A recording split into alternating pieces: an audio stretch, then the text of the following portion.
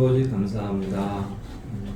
오늘 이렇게 함께 모여서 하나님의 말씀을 듣습니다. 하나님 아버지, 우리 말씀 전하시는 우리 목사님에게 성령으로 충만케 하여 주시고 또한 하나님의 의도를 전달할 수 있도록 능력을 더해 주시옵소서. 듣는 모든 사람들에게도 하나님 아버지 동일하게 성령께서 역사해 주시고 깨달을 수 있도록 도와주시고 우리들의 삶이 하나님께서 원하시는 삶을 사는 귀한 시간 될 수 있도록 인도하여 주시옵소서. 아멘. 감사드리며 예수님의 이름으로 기도드렸습니다. 아멘. 26강이 되고요. 이제 오늘부터 이제 하나님의 이제 의도 속으로 들어갑니다. 그 동안에는 이제 성경을 보는 안경이라 그래서 성경을 어떤 관점으로 보느냐 이런 부분들이 이제 공부를 했고요. 그래서 이 안경만 공부를 잘 하더라도 이제 그 사람을 향한 신학에서 하나님을 향한 신학으로 이제 바뀌게 되는데 이제 2부에서는 이제 본격적인 이제 하나님의 의도를 배려하여 진술할 수 있는 하나님의 이제 의도를 이제 배우게 됩니다. 크게 이야기하자면 하나님의 의도는 세 가지로 이제 나눠집니다. 그래서 인간을 구원하는 부분과 마귀를 진멸하는 부분과 이제 하늘을 후사로 받는 장면, 그 장면으로 등장을 하는데 많은 신학에서 그리고 기존에 있는 나와 있는 신학은 인간 구원에 이제 집중해 있습니다. 그거를 어떻게 폄하할 수는 없습니다. 도무지 절대로 폄하할 수도 안 되고요. 그래서 그 인간 구원을 100으로 놓고 본다고 할 때에 마귀 진멸과 하나님의 의도 제1의도인 하늘을 후사로 받는 장면, 그 장면은 그 100에서 훨씬 더 이제 뛰어난 겁니다. 그래서 인간 구원이라는 부분을 폄하하지 않는 선에서 기존에 몰랐던 내용들을 조금 더 보자 이런 관점인 거예요. 그래서 하나님이 왜 인간을 지었고 왜 이 땅이 여전히 이대로 있으며 또 천지 만물이 이렇게 돌아가는 여러 이유들, 우리가 이해하지 못하는 여러 부분들, 그 속에는 하나님의 진짜 뜻이 있을 것인데 그 하나님의 진짜 뜻이 무엇이냐 하는 부분들을 알아가자 하는 그 부분입니다. 그래서 이제 이 강의가 이제 들어가게 되면서부터 제가 한 가지 걱정이 되는 부분은 우리가 성경을 보는 안경을 읽을 때는 하나님의 은혜라는 부분을 이제 우리가 계속 스며들어오면서 공부를 했습니다. 근데 이 하나님의 의도는 말 그대로 이제 컨텐츠예요. 컨텐츠여서 상당히 이제 지식적인 부분으로 이제 그 인식될 수 있습니다. 그래서 이 지식을 많이 알고자 해서 수많은 사람들이 이제 성락교에 접근을 하고 또 도서출판 배려에 접근을 하고 조금 아는 사람들한테 자료 달라라고 하고 이런 일들이 지금도 있습니다. 지금도. 어제까지만 해도 몇 년도에 어떤 자료 있느냐라는 부탁을 제가 전화 받기도 했을 정도로 자료에 대한 집착이 이제 많습니다. 그만큼 그 자료를 집대성했을 때에 또 그 자료를 이제 축약했을 때 그 시몬의 영감을 많이들 이제 얻고 싶어 하고 또 사모하는 그런 경향들이 있습니다. 그리고 이슈가 되는 내용들이 많기 때문에 들었을 때에 성경을 보는 그 관점들이 놀랍게 변하는 그런 면도 있습니다. 그래서 이 컨텐츠라는 부분으로 점점 이제 우리가 접근을 하게 될 건데 이거를 이제 컨텐츠로 여기면서 자칫 잘못하면 이제 성경이 이제 우리에게 여러 가지 가르쳐 주는 바는 결국 하나님이 우리에게 은혜를 주시겠다 하는 부분이거든요. 그 은혜를 이제 잊어버리고 이 지식에 이제 매몰돼 버리면 이제 저는 문제가 생긴다는 생각을 늘 해봅니다. 그래서 사실 오늘 새벽에도 저는 이 부분을 어떻게 하면 이 하나님의 의도 제2의 파트를 전달할 때 잘 전달할까 하는 그런 부분을 갖고 꽤 오랜 시간 기도를 해왔습니다. 제 입술에서 지식만 나가고 지식만 전달되지 않도록 제발 부탁드립니다라는 그런 기도를 많이 했는데요. 어쨌든 오늘부터 배우게 되는 부분은 컨텐츠에 이제 집중이 됩니다. 그래서 새로운 내용들 또 기존 교단에서 가르치지 않은 부분들이 있는데 그때마다 혹시 은혜랑 부딪히는 부분이 있을 때는 여러분 항상 제가 은혜를 지금 말하고 있지는 않지만은 이 은혜를 기본적으로 깔고서 가고 있다는 부분을 꼭 생각해 주시면 좋겠습니다. 그래서 이 부분을 이야기를 할 때 가장 큰 대비는 뭐냐면 인간을 향한 관점이 있죠. 인본주의라고 말을 하는데 인간을 향한 관점을 최대한 많이 내려놓게 됩니다. 하나님의 관점에서 우리를 보는 것, 하나님의 관점에서 인류의 역사를 바라보는 그 관점으로 우리가 뻗어가야 됩니다. 그래서 그 관점에서 바라보기 때문에 어떤 때는 우리가 도구로 쓰임을 받는다. 아니면 우리가 사도 바울의 표현에 의하면 배설물과 같다. 또 죄인 중에 괴수 중에 내가 최고의 괴수다 라고 여러분 할 정도로 정말 낮아져야 되는 그런 부분들이 필요합니다. 그게 진짜 하나님의 관점이거든요. 하나님의 관점에서 늘 볼 수 있어야 되고 저도 그렇게 가르칠 수 있도록 여러분들한테 이제 힘을 쓰겠습니다. 그렇지만 제2의 파트 2단원 공부를 할 때는 아무래도 컨텐츠적으로 더 많이 가기 때문에 여러분들이 오해를 하지 않으셨으면 좋겠고 또 부딪히는 부분들이 있을 때는 반드시 그걸 메모해 두셨다가 바로 어게인스트 하지 마시고요. 쉬었다가 조금씩 시간을 두고 보시면 답이 풀려질 거라 저는 생각을 합니다.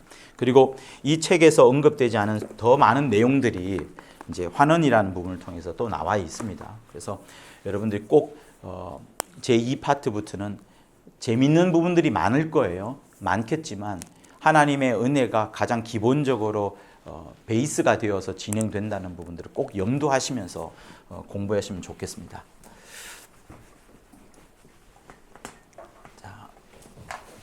26강의 제목은 하나님의 의도란 이제 이렇게 됩니다. 책에도 내용이 사실은 많이 있지 않고 오리엔테이션처럼 그렇게 이제 간단하게 나와요. 그래서 저도 그 범위를 이제 많이 벗어나지 않을 생각인데요. 우선은 여러분들한테 책을 한번 펴 보시겠습니까? 맨 앞에 목차를 한번 보도록 할게요. 책의 목차. 책을 많이 갖고 오셨습니까? 네, 괜찮습니다. 그럼 제가 읽어 드릴게요. 하나님의 의도란이라고 461쪽에 이제 나오고요. 그 다음에 자신을 사랑하는 하나님. 제가 칠판에 한번 쓸 테니까 한번 보십시오. 자신을 사랑하시는 하나님. 이 부분에서부터 우리가 지금 의아해할 수 있어요. 하나님은 당연히 인류를 사랑하신다. 세상을 사랑하사 독생자를 주셨다라고 이제 우리는 공부합니다만 하나님의 의도는 그걸 넘어서는 겁니다. 자기 자신을 하나님 자신을 가장 사랑하시는 하나님 이렇게 전제를 하고 들어가요. 그러니까 매우 우리 입장에서 보면 도전적이고 하나님의 입장에서 보면 너무나도 당연한 진리와 똑같은 그런 수준이에요. 그래서 자신을 사랑하신 하나님, 자신을 가장 사랑하시기 때문에 하나님은 독생자를 굉장히 아끼시는 겁니다. 근데 로마서 8장에 뭐라고 나오죠? 자기 아들을 아끼지 아니하시고 우리를 위하여 자기 아들을 내어주신 하나님께서 자기 아들과 함께 이 모든 것들을 다 은사로 주지 아니하시겠느냐라고 이제 나옵니다. 그만큼 하나님이 자기 자신을 가장 사랑하고 아들을 가장 사랑하시는데 그 아들을 여러분에게 우리에게 주었다는 그 관점으로 뻗어가는 거예요. 그러니까 자기 자신을 사랑하시는 하나님이 선에 먼저 있는 겁니다. 그리고 그 아들을 사랑하시는데 그걸 우리에게 주셨다. 그러니까 우리는 이것만 아는 거죠. 우리에게 주신 하나님만 아는데 그 이전에 창세 전에 원천적으로 하나님은 자기 자신을 사랑하신 하나님을 설명하고 있는 게 하나님의 의도입니다. 두 번째는 독생하신 하나님. 자기 자신을 그토록 사랑하신 하나님께서 독생하신 하나님을 보내셨습니다. 자, 독생하신 하나님은 독생자와는 좀 달라요. 대비되는 건 아니지만 조금 구별되어야 될 편이 있습니다. 독생자는 독생하신 아들로 오셨다 이 부분인데 독생하신 하나님은 그 아들을 개념을 초월하는 겁니다. 이 땅에 유일하게 보내주신 하나님. 여기는 탄생의 개념이 아니라고 제가 좀 말씀드렸어요.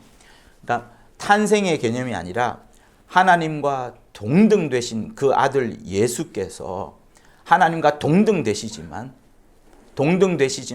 보이지 않는 하나님이 이 땅에 보이도록 만져지도록 우리가 껴안을 수 있도록 손으로 만지고 눈으로 보고 주목하여서 대화를 나눌 수 있는 친히 우리 가운데 오신 하나님으로 오신 그분에 대해서 이제 공부하는 게 두 번째 이제 그게 되는 겁니다. 그래서 독생자와는 살짝 구별해야 될 부분들이 있습니다. 그 예수가 하나님이라는 사실을 성경은 이야기를 하고 있어요. 세 번째가 이제 천사들의 하늘.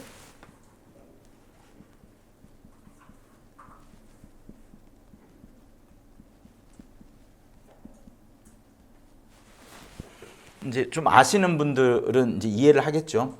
그 하나님이 아들에게 그토록 자기 자신을 사랑하는 하나님이 아들을 사랑하셔서 하늘을 이제 후사로 주려고 하는 겁니다. 그래서 하나님의 의도는 첫 번째는 그거예요. 인간을 사랑하시는 부분은 시기적으로 상당히 이제 후반부에 있는 겁니다. 인간이라는 존재가 이 땅에 등장하기 전에 천사가 있었고, 천사가 등장하기 전에 이 천사가 있을 공간으로 하늘이라는 이 공간을 이제 만드신 거죠. 그러니까 여러분, 제가 이제 이걸 하늘로 그렸습니다. 그렸는데 늘 말씀드리지만 하나님은 이 하늘이 없어도 계시는 분이세요. 아무것도 없어도 계시는 분이십니다. 근데 이거를 만들므로 인해서 하나의 한계와 울타리가 만들어지는 거예요. 그래서 하나님은 이 하늘을 만드실 때에 자기는 공간이 필요 없습니다. 공간이 필요 없기 때문에 그 공간을 자기 안에맞게 만들 수밖에 없어요.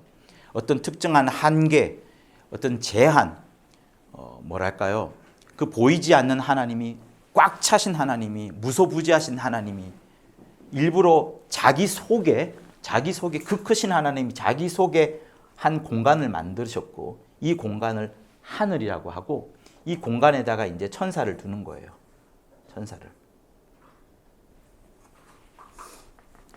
천사를 배치를 했고, 천사를 배치하는 가장 중요한 이유는 이제 아들을 후사로 삼으셔서 아들에게 모든 것을 물려주시려고 하는 그 하나님의 의도가 있는 겁니다.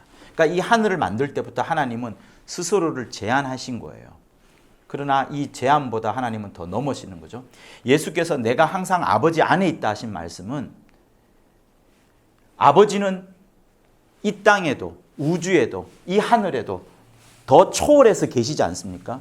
그 엄청난 하나님, 그 크신 하나님에 대해서 자기는 영원히 벗어나지 않으려는 마음에서 자기는 항상 아버지 안에, 항상 아버지 안에 라는 표현을 한 겁니다. 그러니 우리가 어디에 있든, 하늘에 들어가든 하늘에 들어가지 않든, 심지어 음부에 있다 하더라도, 지옥에 있다 하더라도 하나님을 초월해서는 존재할 수가 없는 겁니다. 그래서 요렇게 오다가 이제 천사들에 대한 하늘을 이제 이렇게 이제 정의를 하죠. 그러면서 천사에 대한 이야기를 이제 펼쳐내고 있습니다. 그리고 네 번째가 이제 천사의 타락이 있어요.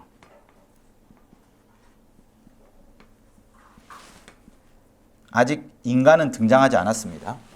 천사들이 타락했기 때문에 이 타락한 자들을 어떻게 이제 처리를 해야 되는 과정들을 이제 겪습니다. 그러니까 천사들의 타락에는 이제 루시퍼가 나올 것이고, 루시퍼와 함께한 3분의 1, 별들의 3분의 1이 땅에 내려 꽂혔다라는 계시록의 말씀처럼 이제 천사들의 타락이 이제 기록이 되죠. 그리고 영원한 결박.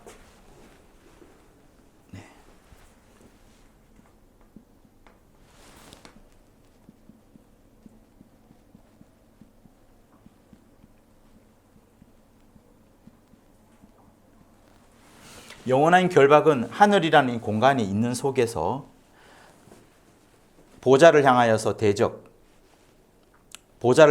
대적한 천사들을 가둡니다.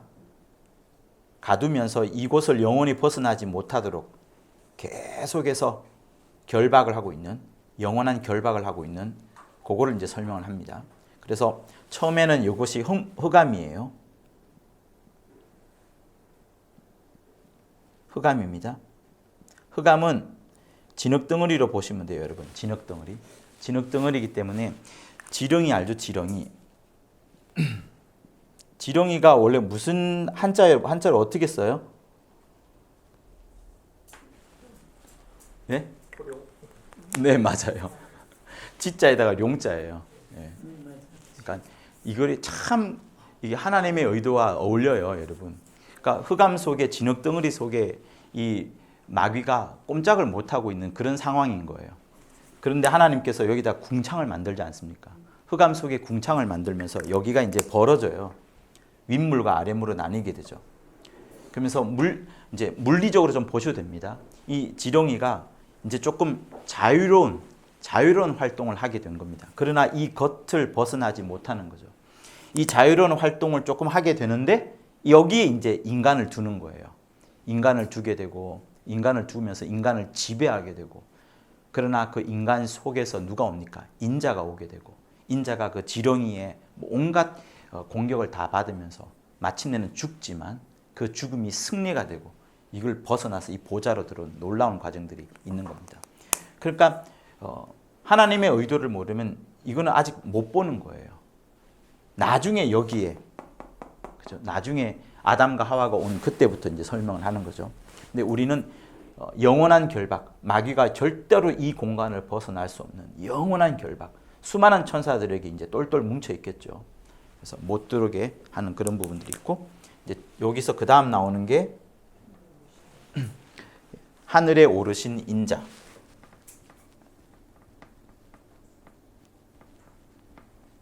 과거형으로 이제 느껴집니다, 그죠? 사실은. 근데 내용들은 과거형은 아니고요. 이 과정을 통해서 이것을 통과해서 들어가시는 주님이 들어가시는 겁니다. 그러니까 하나님의 목적은 여러분 항상 잊지 마십시오. 하나님의 진짜 꿈은 여러분 아들에게 모든 것을 물려주는 게 하나님의 제1급선무예요. 제1업무. 그러니까 마귀가 있기 전에도 인간이 있기 전에도 하나님은 창세전에 아들과 영원한 영광 가운데 누렸다. 창세전 아버지와 영화를 누렸다는 이야기가 요한복음 17장에 나오지 않습니까? 주 예수의 말씀이에요. 그렇게 창세전의 영화 두 분만 있어도 두 분이라 제가 좀 이상한데 두 위격이 그렇게 함께 있으시면서 영화와 또 사랑과 이런 것들이 넘쳐나는 그 부분으로 충분했었고 근데 하나님께서 이제 후사라는 걸 결정을 하게 됩니다. 우리 한번 읽어볼까요? 히브리서를 볼게요. 1장.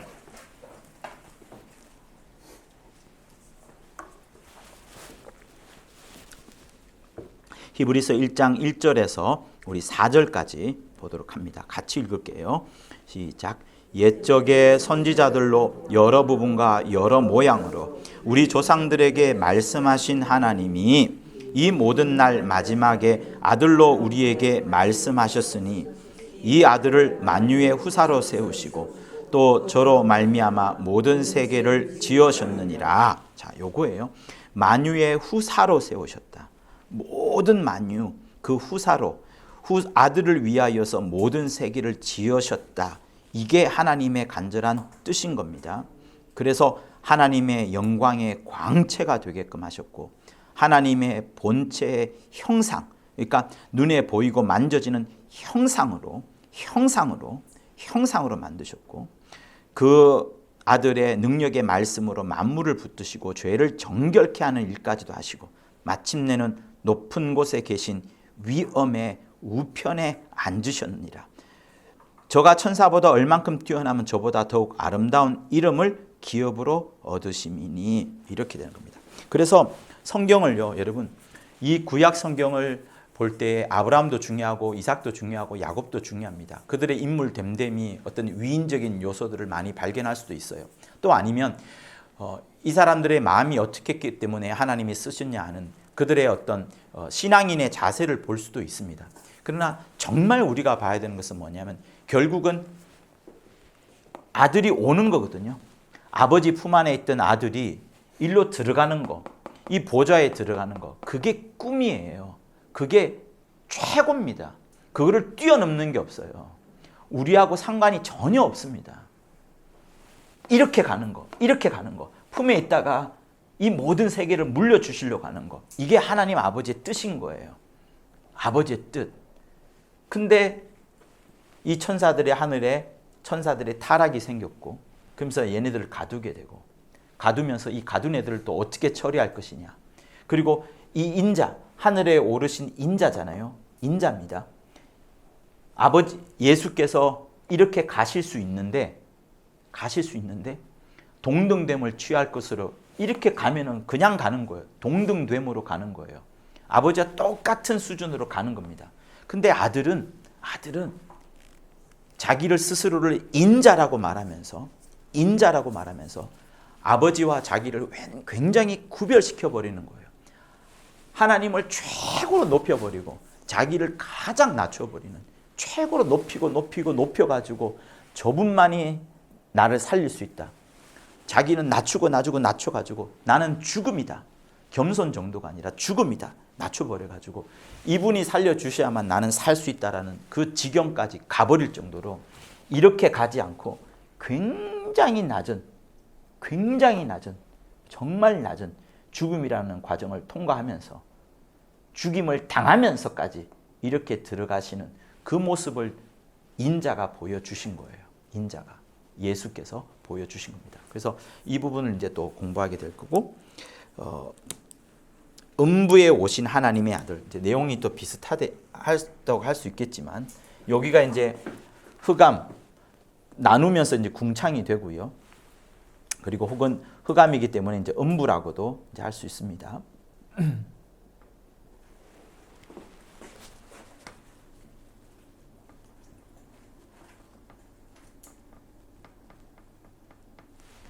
음부에 오신 하나님의 아들.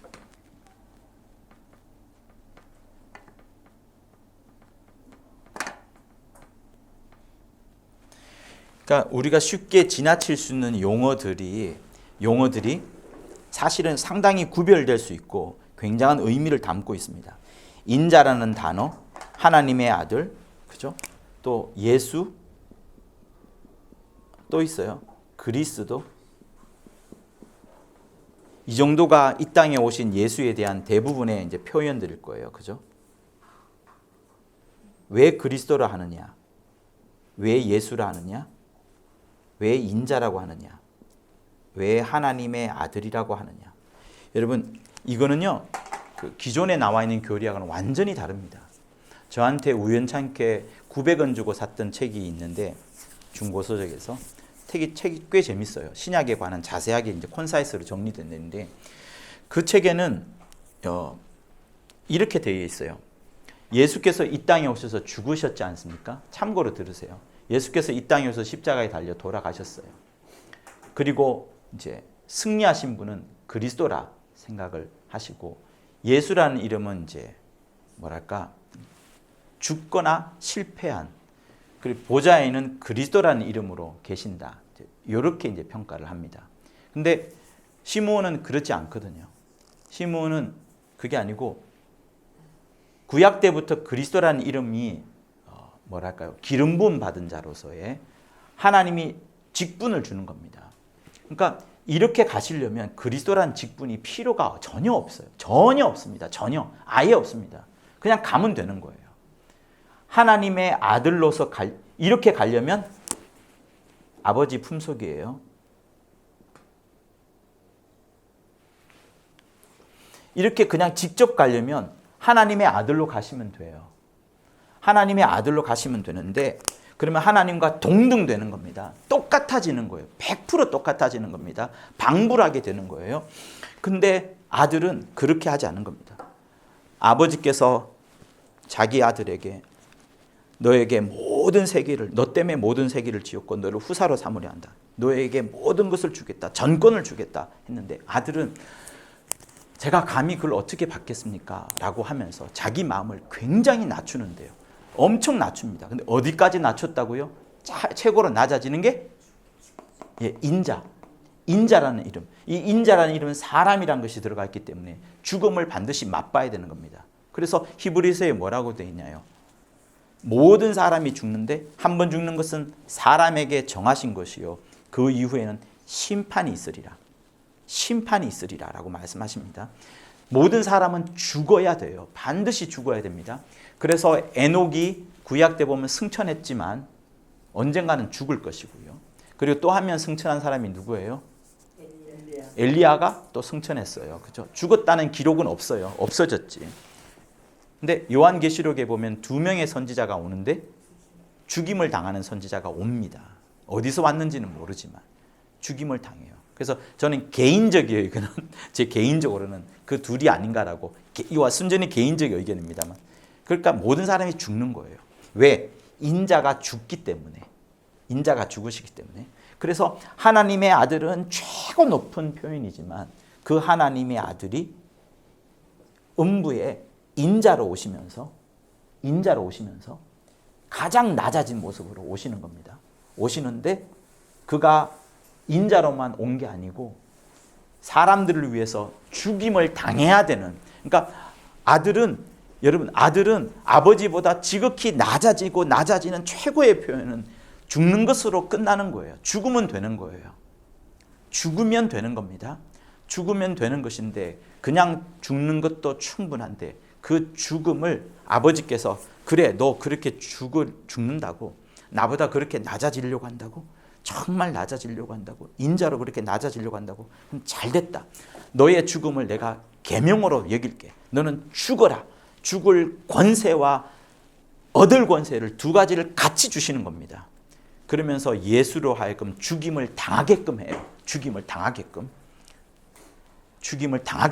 그게 이제 십자가에서 죽는 죽으심이에요. 그러니까 하나님의 아들로 이렇게 와도 되는데 아니라 음부를 통해서 아들이 낮아지면서 올라가리라 했는데, 그냥 여기서 낮아지는 이 공간으로서 이 음부와 이 흑암이라고 할 수 있는 이 음부와 이 땅에서 그냥 자연 수명으로 돌아가셔도 돼요. 죽음 자체를 맛보는 거기 때문에. 근데 마귀가 타락하고 그 마귀를 타락하도록 인류가 타락하도록 마귀가 꼬셨지 않습니까? 그러니까 그거를 처리하기 위하여서 이제 죽임을 당하는 것으로, 십자가에서 피를 흘리는 것으로, 죽임을 당하는 것으로 하나님이 또다시 직분을 매기신 것, 그게 뭐라고요? 그리스도가 되는 겁니다. 그리스도. 그리고 이제 이 설명은 나중에 들어가지만 예수라는 이름을 죽이시게 되는데 이 이름으로 인해서 이제 살아나게 되는 일이 있게 되고, 이 예수라는 이름은 그러니까 최고예요. 이 이름으로 무덤에 계셨던 그분이 살아나시게 되고, 이 이름 때문에 이 하늘 보좌에서 모든 이름들이 여기에 무릎을 꿇게 되고 모든 입술들이 이 이름에 고백을 하게 되고, 여러분들도 이 이름으로 신앙생활을 이겨내는 것이고, 이 이름으로 귀신을 쫓는 것이고, 이 이름으로 모든 저주를 이제 박멸하게 되는 겁니다. 그러니까 이 이름은, 이거는 뭐라고 해야 할까요? 하나의 어떤 무엇이라 단어라 말하기 이전에 가장 큰 권세 있는 이름이요, 하나님의 이름이요, 하나님이 마지막으로 최종적으로 주려고 했던 그 영광의 꽃 피우는 최고의 열매, 가치, 이런 게 되는 겁니다. 그래서 이런 구별들이 이제 앞으로 또 이제 계속 공부를 하게 될 거예요. 그래서 7번까지가 이제 하나님의 아들이 되는 것이고요. 8번이 뭐예요, 우리 성교사님? 영적인 사람요? 네. 영적인 사람 아담.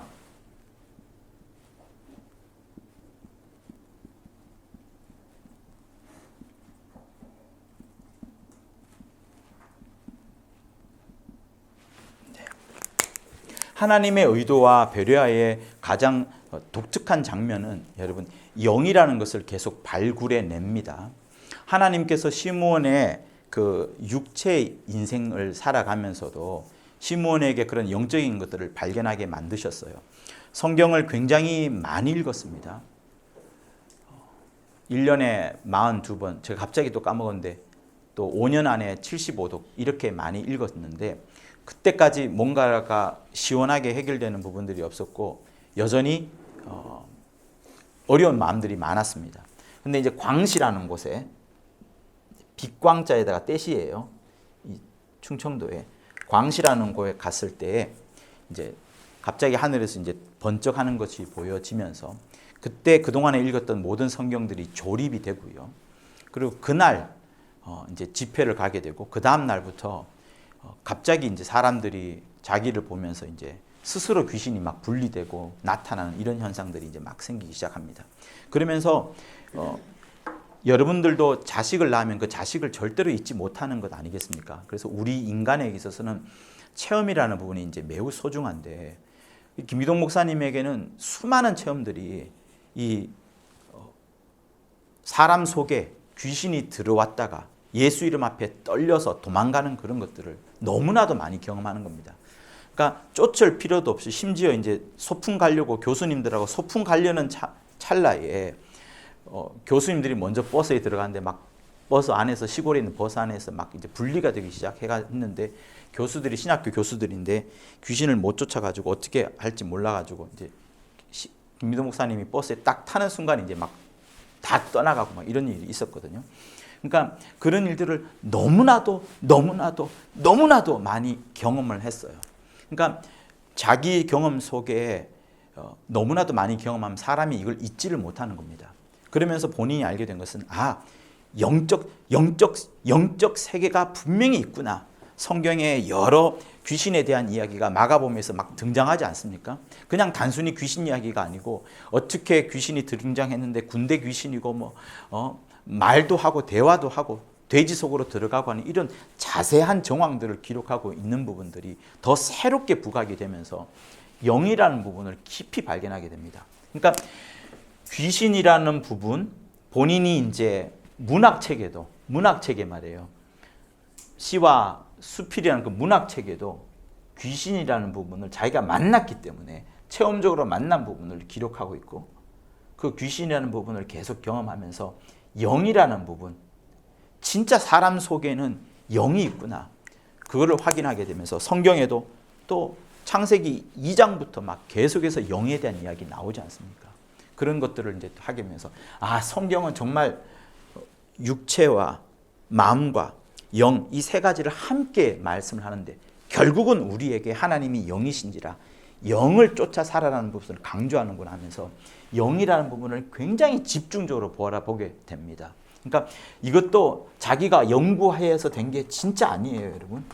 연구해서 아는 게 아니라 알게 되어진, 하나님께서 보여주신, 사도 바울처럼 계시로 알게 해준 것과 마찬가지로 그렇게 되는 겁니다. 그래서 처음으로 이제 영적 사람인 아담을 기록하고 있죠. 근데 아담을 기록하는 이유가 뭐예요? 왜 기록할까요? 또 마지막 아담, 인자가 오는 길로서 이게 필요하지 않습니까? 인자가 오기 위한 모든 길인 거예요. 아브라함도 이삭도 야곱도 인자가 오는 그 선에서 중요한 거예요. 그냥 예수가 중요하다 이 차원이 아니라 인자가 오는 게 정말 중요한 겁니다. 인자가 오는 게 굉장히 중요하고, 인자가 와서 어떻게 하냐면 이제 이스라엘이 민족을 이루게 되고, 그 민족이 대군을 이루어가면서 가나안 땅으로 들어가지 않습니까? 가나안 땅에 뭐가 있는데요? 예루살렘이 있습니다.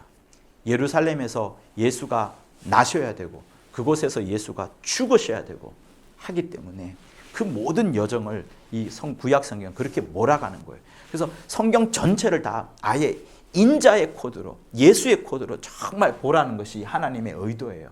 끝까지 아브라함이 뭐 했고 야곱이 뭐 했고 이게 중요한 게 아니라 인자가 오시는 모든 길로서 다 예비가 된 겁니다. 그래서 아담 역시도 아담이 네피림일 때 네피림 부모로부터 났으나 그에게 영을 집어넣고 생기를 집어넣으면서 영적 사람으로 만들고, 그러면서 이 아담을 에덴 동산에 이제 두지 않습니까?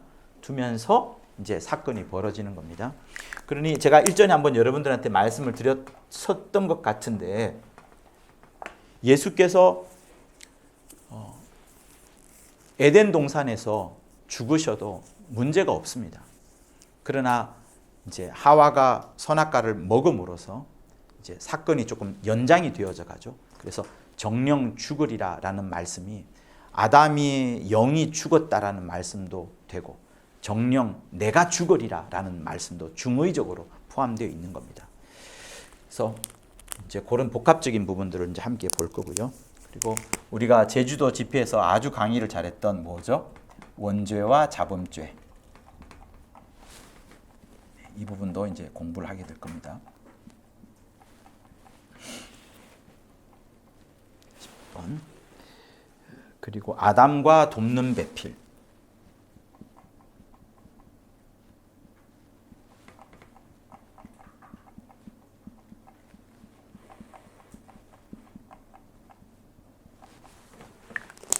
아담 혼자만으로는 인자가 오시기에 오실 수가 없으세요. 제가 일전에 여러분들한테 무성생식 이야기했지만 그거는 아마 제가 부족한 설명인 것 같아요. 아담에게는 반드시 돕는 배필이 있어야지 인자가 오실 수 있습니다. 그거와 똑같아요. 요셉과 마리아가 동침을 하지 않죠, 그죠? 동침을 하지 않지만 두 사람 사이에서 예수께서 나오십니다. 처녀가 잉태하여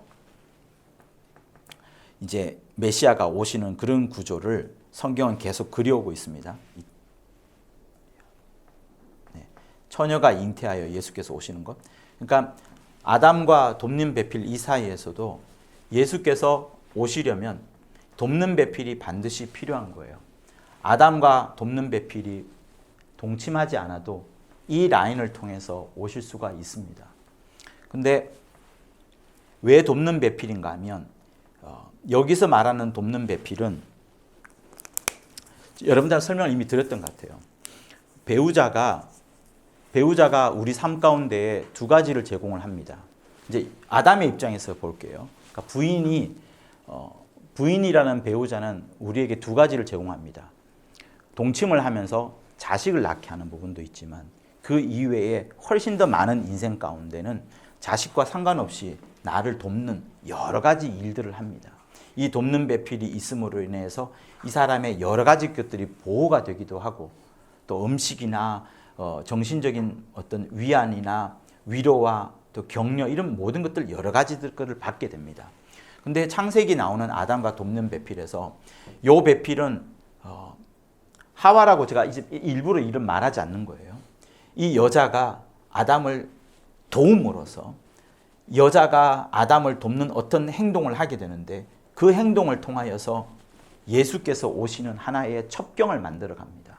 그래서 돕는 배필, 동침하는 배필이 아니라 돕는 배필로서의 역할을 정말 멋지게 해버린 겁니다. 이 돕는 배필의 역할을 통하여서 예수께서 오시는 정말 위대한 길을 펼쳐나가게 되는 게 이제 또 나오게 되죠.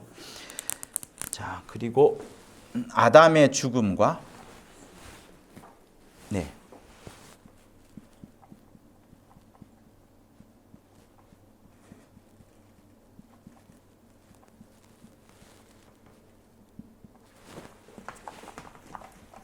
아까 여러분께서 말씀하셨던 것처럼 마지막 아담 그 부분에 대해서 이제 설명을 하는 거예요. 아담의 죽음 때문에 내가 정령 죽으리라. 예수께서 내가 죽으리라. 내가 대신 너를 대신해서 내가 죽으리라 라는 부분. 그래서 대속이라는 설명이 여기에 이제 포함되면서 또 여러 가지 것들이 진행이 됩니다. 자, 그리고 이제 증거받은 자와 약속받은 자.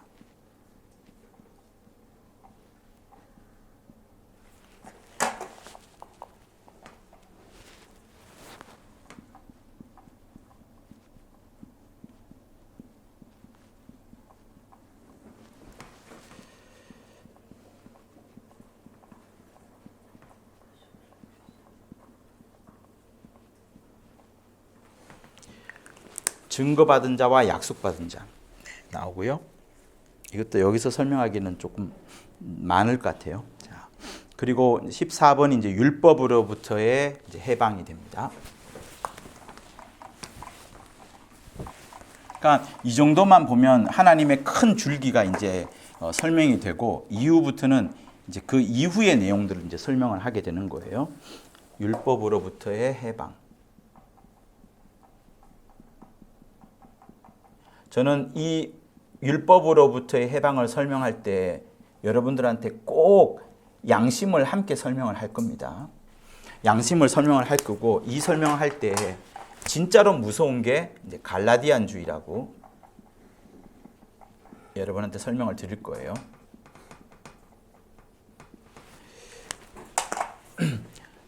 초대교회 때부터 문제가 되었던 이 율법, 그리고 유대인들이 이 율법을 갖고서 계속해서 기독교를 공격해 온 것들이 지금도 진행이 되고 있습니다.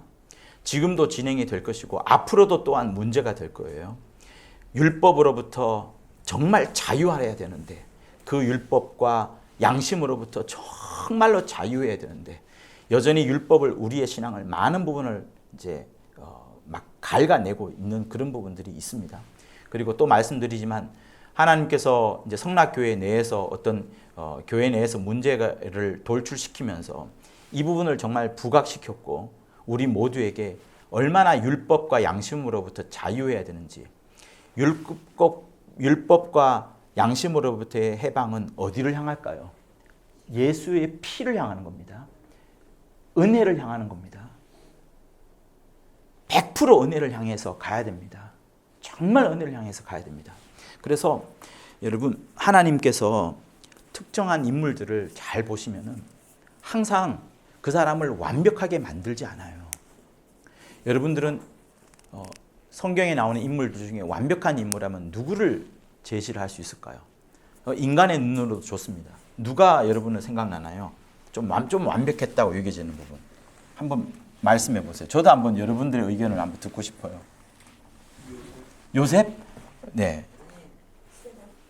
그러네요. 다니엘도 그러네요. 네, 스데반도 그러고. 우리가 아는 성경책에서는 약점을 거의 찾아볼 수 없는 인물이 다니엘, 스데반, 요셉. 요셉은 고생만 하다가 총리까지 되면서 엄청 멋진, 그죠? 네. 그래서 사람들한테 물어보면 이제 구약에서 제일 위대한 인물을 하나 뽑으라 그러면 보통 모세를 뽑고요. 신약에서는 이제 바울을 보통 뽑습니다. 근데 바울은 여러분들은 얼마나 느낄지 모르겠지만 바울은 항상 마음속에 큰 먹구름이 하나씩 있어요. 그게 뭐냐면 다메섹에서 본인이 회심한 거예요. 다메섹에서 주님이 나타나시지 않았다라면 바울은 예수를 요구하지 않았거든요. 예수를 원하지도 않았고 예수를 좋아하지도 않았고 예수를 핍박하려고 공문을 받아다가 자기 땅도 아니에요. 예루살렘도 아니에요. 참 멀린 데 가지고 일부러 잡아가지고 막 예루살렘까지 데리고 가려는 이 일을 미친 짓을 하려고 했던 인물인데 나타나가지고 이방인의 그릇으로 삼지 않습니까? 그러니까 바울의 마음속에는 항상 내가 예루살렘 성도들을 죽였어. 내가 예루살렘 성도들을 괴롭혀 사는 이 마음이 늘 있는 겁니다. 그러니까 여러분 이런 게 있어요. 진짜 있습니다. 그래서 목사가 정말 잘해야 되는데 왜? 무엇이 바르고 무엇이 옳고 이제 이런 게 우리는 정할 수 있습니다. 근데 사람의 감정이라는 게 있어요. 바울을 한번 생각해 보세요. 우리 아버지를 죽였어. 우리 집안 완전히 초토화됐어. 우리 친척 바울 때문에 다 쫓겨났어. 이쪽 저쪽 다 흩어졌어. 바울의 설교가 안 들려옵니다. 아무리 위대하더라도 안 들려옵니다. 그게 듣는 사람의 자세예요. 그래서 목사와 성도가 싸우면 안 됩니다. 목사가 져줘야 이기는 거예요. 반드시 져줘야 됩니다. 저는 그거를 계속 느낍니다. 계속 부딪히고 있습니다.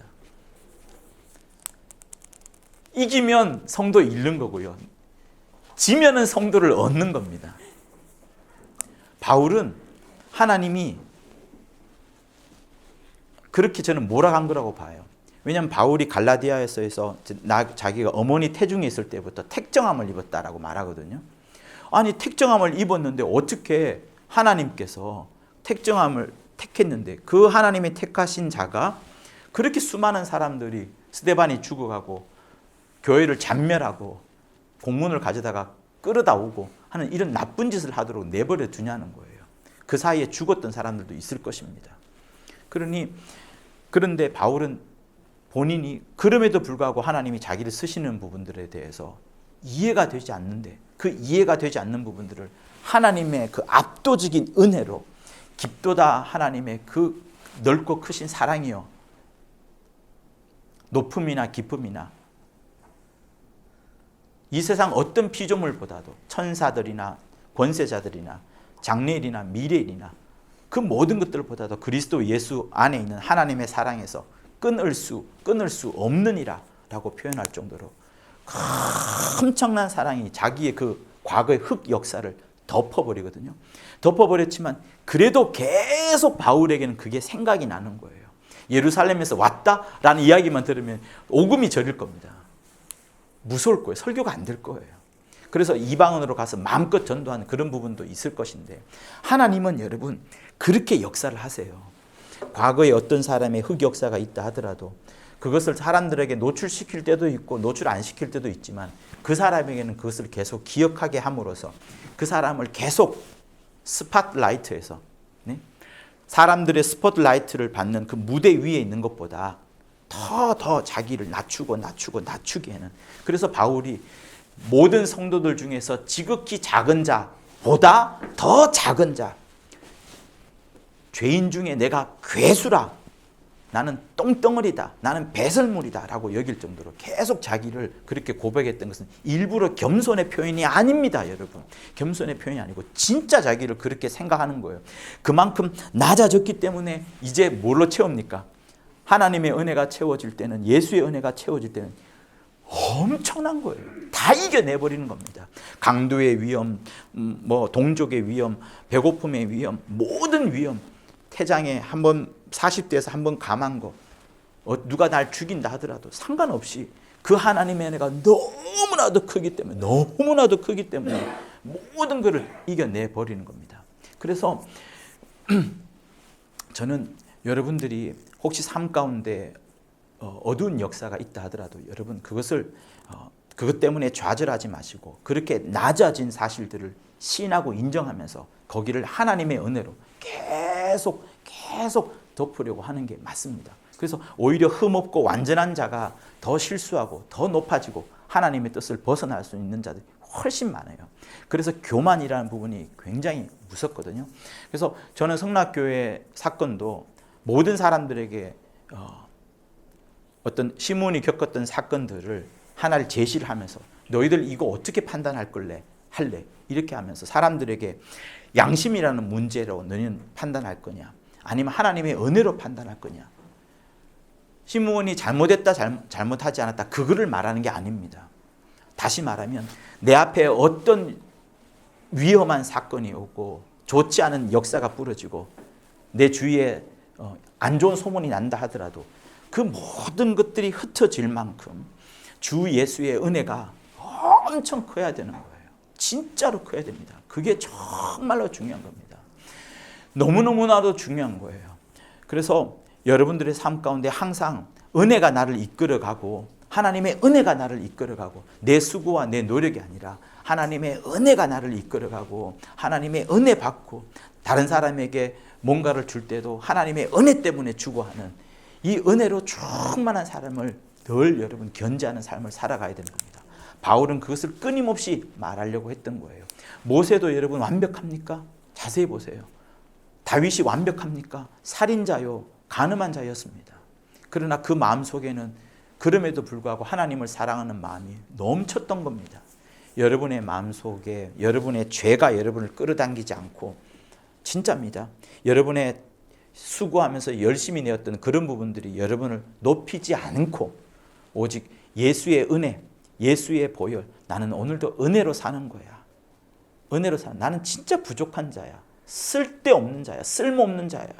과거의 그때 나의 모습을 생각하면서 과거의 그때를 생각하면 나는 진짜 지금 행복한 거야. 하나님의 은혜로 사는 거야. 하나님의 은혜로 사는 거야. 이게 여러분 진짜 신앙생활인 거예요. 열심히 기도하고 열심히 예배드리고 하는 그것보다 은혜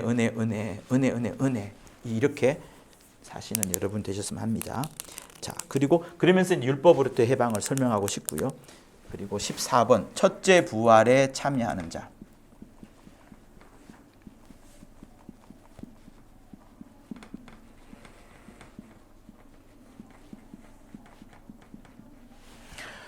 여러분 기존 교리에 의하면 첫째 부활 별로 관심이 없어요. 네? 첫째 부활을 한다 하더라도 이 땅의 어떤 천국과 같은 공간을 생각하지 예수께서 말씀하셨던 저 하늘, 아버지의 품, 그거 여러분 뚜렷하지 않습니다. 굉장히 어떻게 보면 위험할 수 있어요.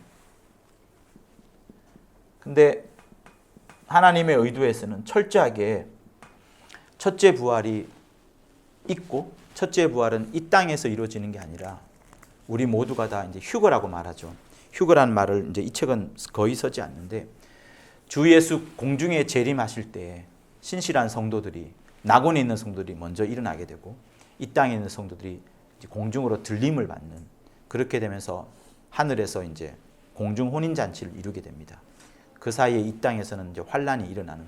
그러니까 제가 지금 이렇게 설명을 했지만 기존 교리는 이렇게 설명하지 않아요. 조금 다릅니다. 그래서 전천년설, 후천년설, 무천년설, 뭐 세대주의, 뭐 대체 신학, 뭐 등등 막 등장을 합니다. 너무나도 많기 때문에 진리가 너무나도 많기 때문에 누가 옳다라고 아무도 주장 못해요. 누가 이단이라고 말도 못합니다.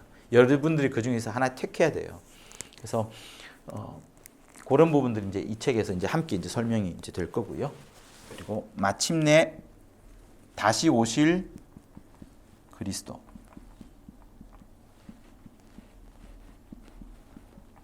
다시 오신다는 부분에 대해서 이제 강조가 됩니다. 그래서 이렇게 해서 13, 이 번호를 잘못 쓴 것 같아요. 제가 12인가 아마 그럴 것 같고요. 그래서 이렇게 해서 이제 하나님의 의도가 이제 설명이 되고요. 그리고 또 한 번 더 보도록 할게요. 또 뭘 봐야 되냐면, 자, 하나님의 의도가 방금 우리가 읽었던 순서로 이제 공부를 할 겁니다. 공부를 할 건데, 이제 또 한 번 여러분들한테 의미 전달을 위해서 이 책, 성도가 알아야 할 이제 하나님의 의도라는 책인데, 베레아 원강보다는 내용이 이제 콘사이즈로 압축되어 있습니다. 근데 여기 나오는 제목들도 한 번씩 여러분들한테 언급을 해보면서 하나님의 의도를 이제 볼 수 있어요. 그러니까 다시 말씀드리지만 이 부분은 완전히 컨텐츠적인 부분이에요. 내용적인 부분입니다. 내용적인 부분이기 때문에 여러분들이 뭐랄까, 이게 너무 지식적이다 이렇게 볼 수 있겠지만, 그럼으로써 우리가 이제 완벽하게 하나님의 뜻을 좀 더 알아가자는 부분들이 됩니다. 그래서 이 책도 시간이 좀 걸릴 것 같은데 잠시 이제 쉬었다가 하도록 할게요. 잠시 쉬겠습니다. 그러면 이제 두 번째 쉬는 시간을 마치고 하도록 하겠습니다. 그래서 이제 하나님의 의도, 이제 이 책을 이제 볼 건데, 이 책도 한 목차만 한번 보려고 하는데요. 이 책에서 베레아 원강에서 이제 하나님의 의도에 들어가기 앞서서 나와 있는 내용들은 제가 방금 설명한 것처럼 어떤 목차를 설명하는 부분은 아니에요. 신문이 무엇을 설명하냐면 이제 제발 성경을 마음으로 받아들여라. 머리에나 지식이나 이런 쪽으로 쌓지 말고 꼭 마음으로 성경을 받아들일 수 있도록 하여라라는 부분들을 계속 일관되게 이제 쓰고 있습니다. 그래서 모세가 율법을 돌에 새겨서 받지 않습니까? 돌에 새겨서 받았고, 그 돌에 새긴 십계명을 백성들한테 읽어주고 계속 그거를 읊조리고 다시 읽어주고 하면서 돌비에 새겨져 있는 내용을 갖고 계속 이렇게 이제 하나님의 언약을 이제 확인하는 그런 일들을 했습니다. 그러나 그들이 신비에는 새긴 게 아니에요. 돌비에, 돌판에는 새겼지만 자기들의 신비에는 새기지 않았습니다. 이게 이제 모세의 율법이 역할이에요. 그러면서 모세의 율법 때문에 그들의 이제 행위만을 억어하고 이제 조정하고 그렇게 했습니다. 자, 모세의 율법이 있기 전에는 뭐가 있었냐 그러면 또 뭐가 있긴 했어요. 항상 어떤 사람들은 모세 이야기하니까 모세가 매우 중요해서 아브라함보다 착각을 해서 더 앞선 사람이다 이렇게 생각을 하는데, 모세 율법이 있기 전에는 뭐가 있었냐면 아브라함과의 언약이 있습니다. 언약. 그러니까 항상 약속이 율법보다 먼저라는 사실들을 잊으시면 안 돼요. 율법과 복음이라는 이런 큰 구조로 구약과 신약이 구별되긴 합니다. 그러나 구약에도 뭐가 있냐 그러면 약속이 있었고 신약에도 약속이 있는 겁니다. 구약을 구약이라고 말하고 신약을 신약이라고 말하는 그 부분은 언약이라는 부분으로 전체가 통일되는 거예요. 그러니까 율법은 사실은 크게 중요한 건 아닙니다. 그러나 율법이 이렇게 톡 불거져 있음으로 인해 가지고 내가 죄를 지었구나. 율법이 없으면 죄인 줄 몰라요. 그 성경은 계속해서 말하지 않습니까? 율법이 없으면 아예 죄가 없는 거나 마찬가지라고. 율법이 있음으로 인해서 나 진짜 죄를 지었구나. 내가 진짜 잘못하는 거였구나. 그래서 율법은 끊임없이 죄를 지적하거든요. 너 죄인, 너 죽어야 돼, 너 심판받아야 돼. 계속 그거를 톡 부러지게 지적을 하는 거예요. 그러니까 이거 없으면은 사람들이 이거 없어도 죄는 있긴 하지만 제대로 인식을 못하기 때문에 법이라는 것을 딱 설정을 해두는 겁니다. 근데 모세 율법이 있기 전에도 아브라함과 특히 아브라함을 통해서 이제 언약을 맺지 않습니까? 아브라함이 언약을 맺을 때 한번 보실까요? 창세기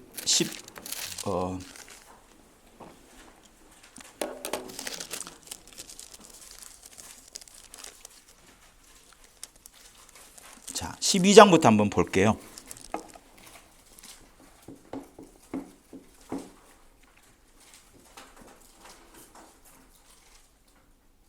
12장의 1절을 보시면 1절부터 우리 3절을 같이 한번 읽어보도록 하겠습니다.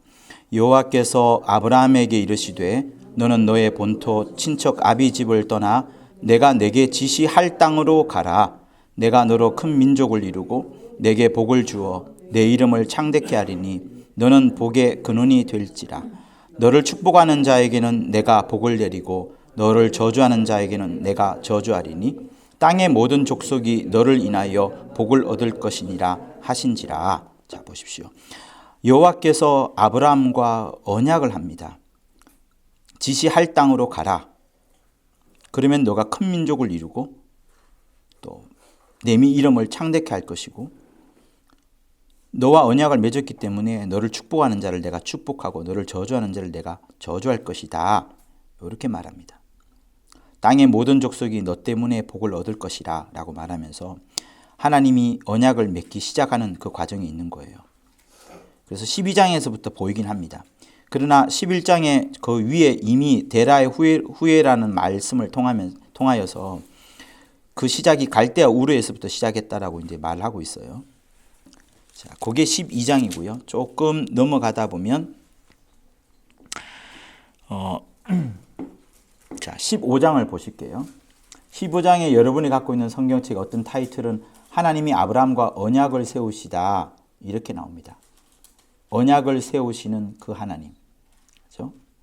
그러면서 뭐 엘리에셀이라는 상속자가 있다는 이야기도 하고요. 자손에 대한 이야기도 하죠. 5절 같은 데 보면은 하늘을 우러러 무뼈를 셀 수 있나 보라. 네 자손이 이와 같으리라 하면서 하나님께서 계속해서 12장에 이야기했던 그 복의 근원, 큰 민족 이룬다, 땅 준다. 그러니까 여러분 아브라함을 통해서 하시는 이야기는 그거예요. 제일 중요한 건 아닙니다. 제일 중요한 건 아닌데 계속해서 12장부터 말하는 게 땅 줄게, 큰 민족 이루게 해줄게 이렇게 이야기합니다. 그러니까 보세요.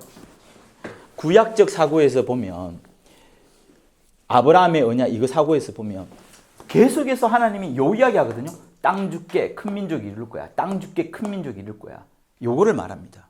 그러니까 하나님의 진짜 뜻을 모르면 아브라함을 붙잡은 하나님의 진짜 뜻을 모르면 그 천지 만물의 주인이신 하나님께서 땅과 바다를 지으신 그 하나님께서 아브라함을 택하고 아브라함의 후손에게 땅 줄게 큰 민족 줄게 요것만 보이는 겁니다.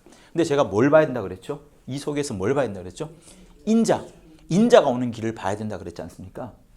그러니까 왜 땅을 주고 왜 큰 민족을 이루게 하는데 이 땅이 어떤 땅이에요? 큰 민족을 대군을 이끌고 가야지 이 땅에 머물게 되고, 그러면서 예수께서 오시기 위한 주변에 수많은 어떤 방패라고 해야 되나요? 뭔가 여러 배경들이 필요한 겁니다.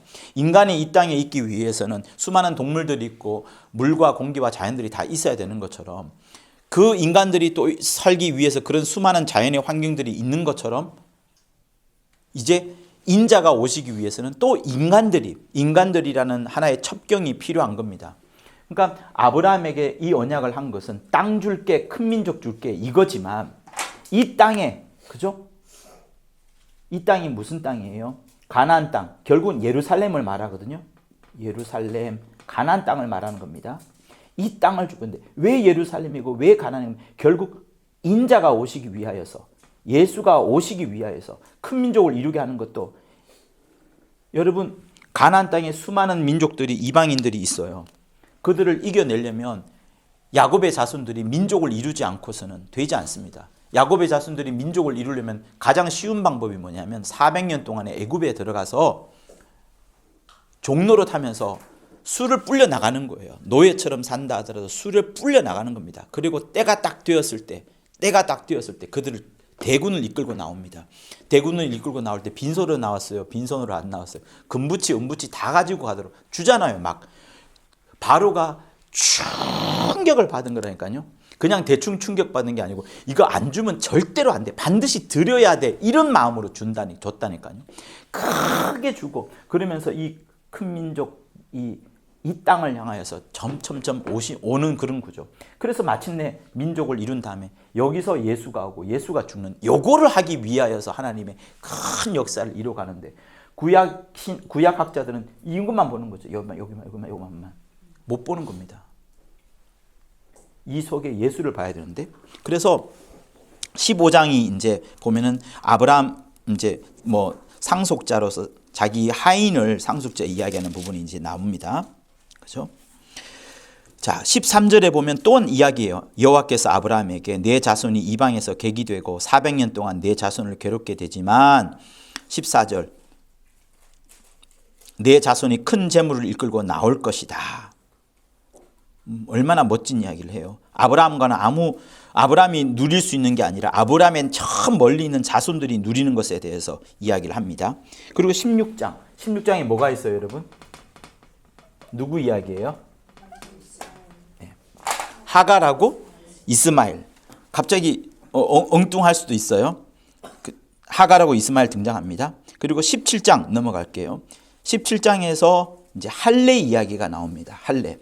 17장을 여러분 계속 읽어보면 또 이야기예요. 땅, 민족, 내가 너의 하나님이 될 것이다. 너는 내 민족이 될 것이다. 땅 줄게, 민족, 땅 줄게, 민족, 땅, 민족. 계속 이야기를 하는 겁니다. 근데 그러면서 이 사람들에게 그거를 줘요.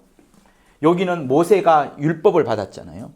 모세를 통해서 율법을 받았는데, 이 아브라함의 자손들에게는, 아브라함에게는 하나의 충격적 사건으로서 할례라는 것을 주는 거예요. 할례. 너 나랑 언약했지? 신체의 특정 부분을 자르면서 항상 그거를 기억해라. 너희 민족에게 땅 줄게, 큰 민족을 이루게 해줄게. 땅 줄게, 큰 민족을 이루게 해줄게 하면서 할례라는 것을 계속 각인을 시키는 겁니다. 그래서 아브라함의 자손들 중 모든 남자들이 할례를 하면서 땅 우리는 얻을 거야. 큰 민족 될 거야. 땅 얻을 거야. 큰 민족 될 거야. 계속 그 인식을 이제 하는 겁니다. 그런데 여러분, 여기서 또 누가 나와요? 아브라함 이후에 이제 이삭이 나오지 않습니까?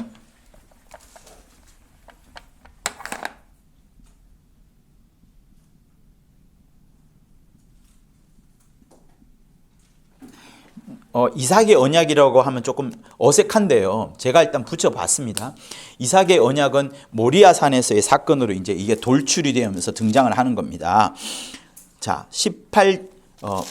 16절에서 하갈과 이스마엘이 존재를 등장을 합니다. 그러니까 하갈과 이스마엘 통해서도 상속을 할 수 있어요. 그런데 하나님께서 17장에서 할례라는 제도를 명하면서 언약을 생각하게끔 하고, 18장에서부터 이제 여호와의 천사들과 사람 셋이라고 등장하는 18장 2절을 통해서 아브라함을 찾아오는 겁니다. 찾아와 가지고 아들 줄게. 사라가 막 웃죠. 도저히 불가능한 일이니까 사라의 경수가 끊어졌어요. 남자는 나이가 들어서 조금 가능할 수도 있겠지만 사라는 경수가 끊어졌기 때문에 그 밭의 역할을 못합니다. 그래서 웃었던 거예요. 웃었더니 그 이름을 갖고 이제 이삭이라 할 거라고 말을 하게 되고 그 아들을 약속으로 받습니다. 그러다가 이제 쭉쭉쭉 시간이 지나게 되고 마침내 22장에서 이삭을 번제로 드리라라는 충격적인 하나님의 명령을 이제 받게 되죠. 받으면서 이제 17절, 22장 17절, 18절, 19절. 자, 우리가 알지만 또 한 번 읽어보도록 하겠습니다. 22장 17, 18절 시작. 내가 너게 큰 복을 주고 내 씨로 크게 성하여 하늘의 별과 같고 바닷가의 모래와 같게 하리니 내 씨가 그 대적의 문을 얻으리라. 또 내 씨로 말미암아 천하 만민이 복을 얻으리니 이는 내가 나의 말을 준행하였음이니라 하셨다 하니라. 네. 아브라함에게 언약을 맺으면서 할례를 합니다. 여기에 누가 등장하죠? 이스마엘이 등장해요. 이스마엘도 아브라함과 같이 할례를 받으면서 땅, 민족, 그거를 몸에 새깁니다. 몸에 새겨요. 몸에 새기면서까지 자기들은 이 아브라함이 받았던 언약을 기억합니다. 이스마엘도 기억을 하고요. 이삭은 할례를 받았을까요? 안 받았을까요? 이삭도 할례를 받았어요. 할례를 받았지만 이삭은 할례보다 더 큰 충격을 받습니다. 자기가 죽잖아요. 히브리서는 이미 죽었다가 죽은 자를 살려냈다라고 말할 정도로 이삭은 충격 중에 충격을 받습니다. 그 충격 중에 충격을 받은 다음에 하나님이 약속하시기를 여기는 요 약속도 있지만 땅 민족 약속도 있지만 씨라는 것을 부각시켜 버립니다. 같은 언약인데 모세 율법을 지금 율법이 나오기 전이에요. 나오기 전에 땅 민족 할례까지 하면서 확실하게 새겨주는데 이삭은 그 할례보다 자기 목숨이 죽었다가 살아나는 그 경험을 통해서 내 후손 가운데 씨가 올 것이고 그 씨가 대적의 문을 밟아볼 것이고 하늘의 별과 같고 바다의 모래와 같고 천하 만민이 복을 얻긴 매우 더 구체적으로 뻗어가 버리는 것을 자기 기억 속에 봤습니다. 할례를 했지만 이삭은 하나님이 친히 말씀하신 것과 같은 이 약속의 말씀 때문에 벌벌벌 떠는 거예요. 여호와의 이 말씀 때문에 이삭은 이 씨에 대한 약속을 잊지 못하는 겁니다. 그렇죠?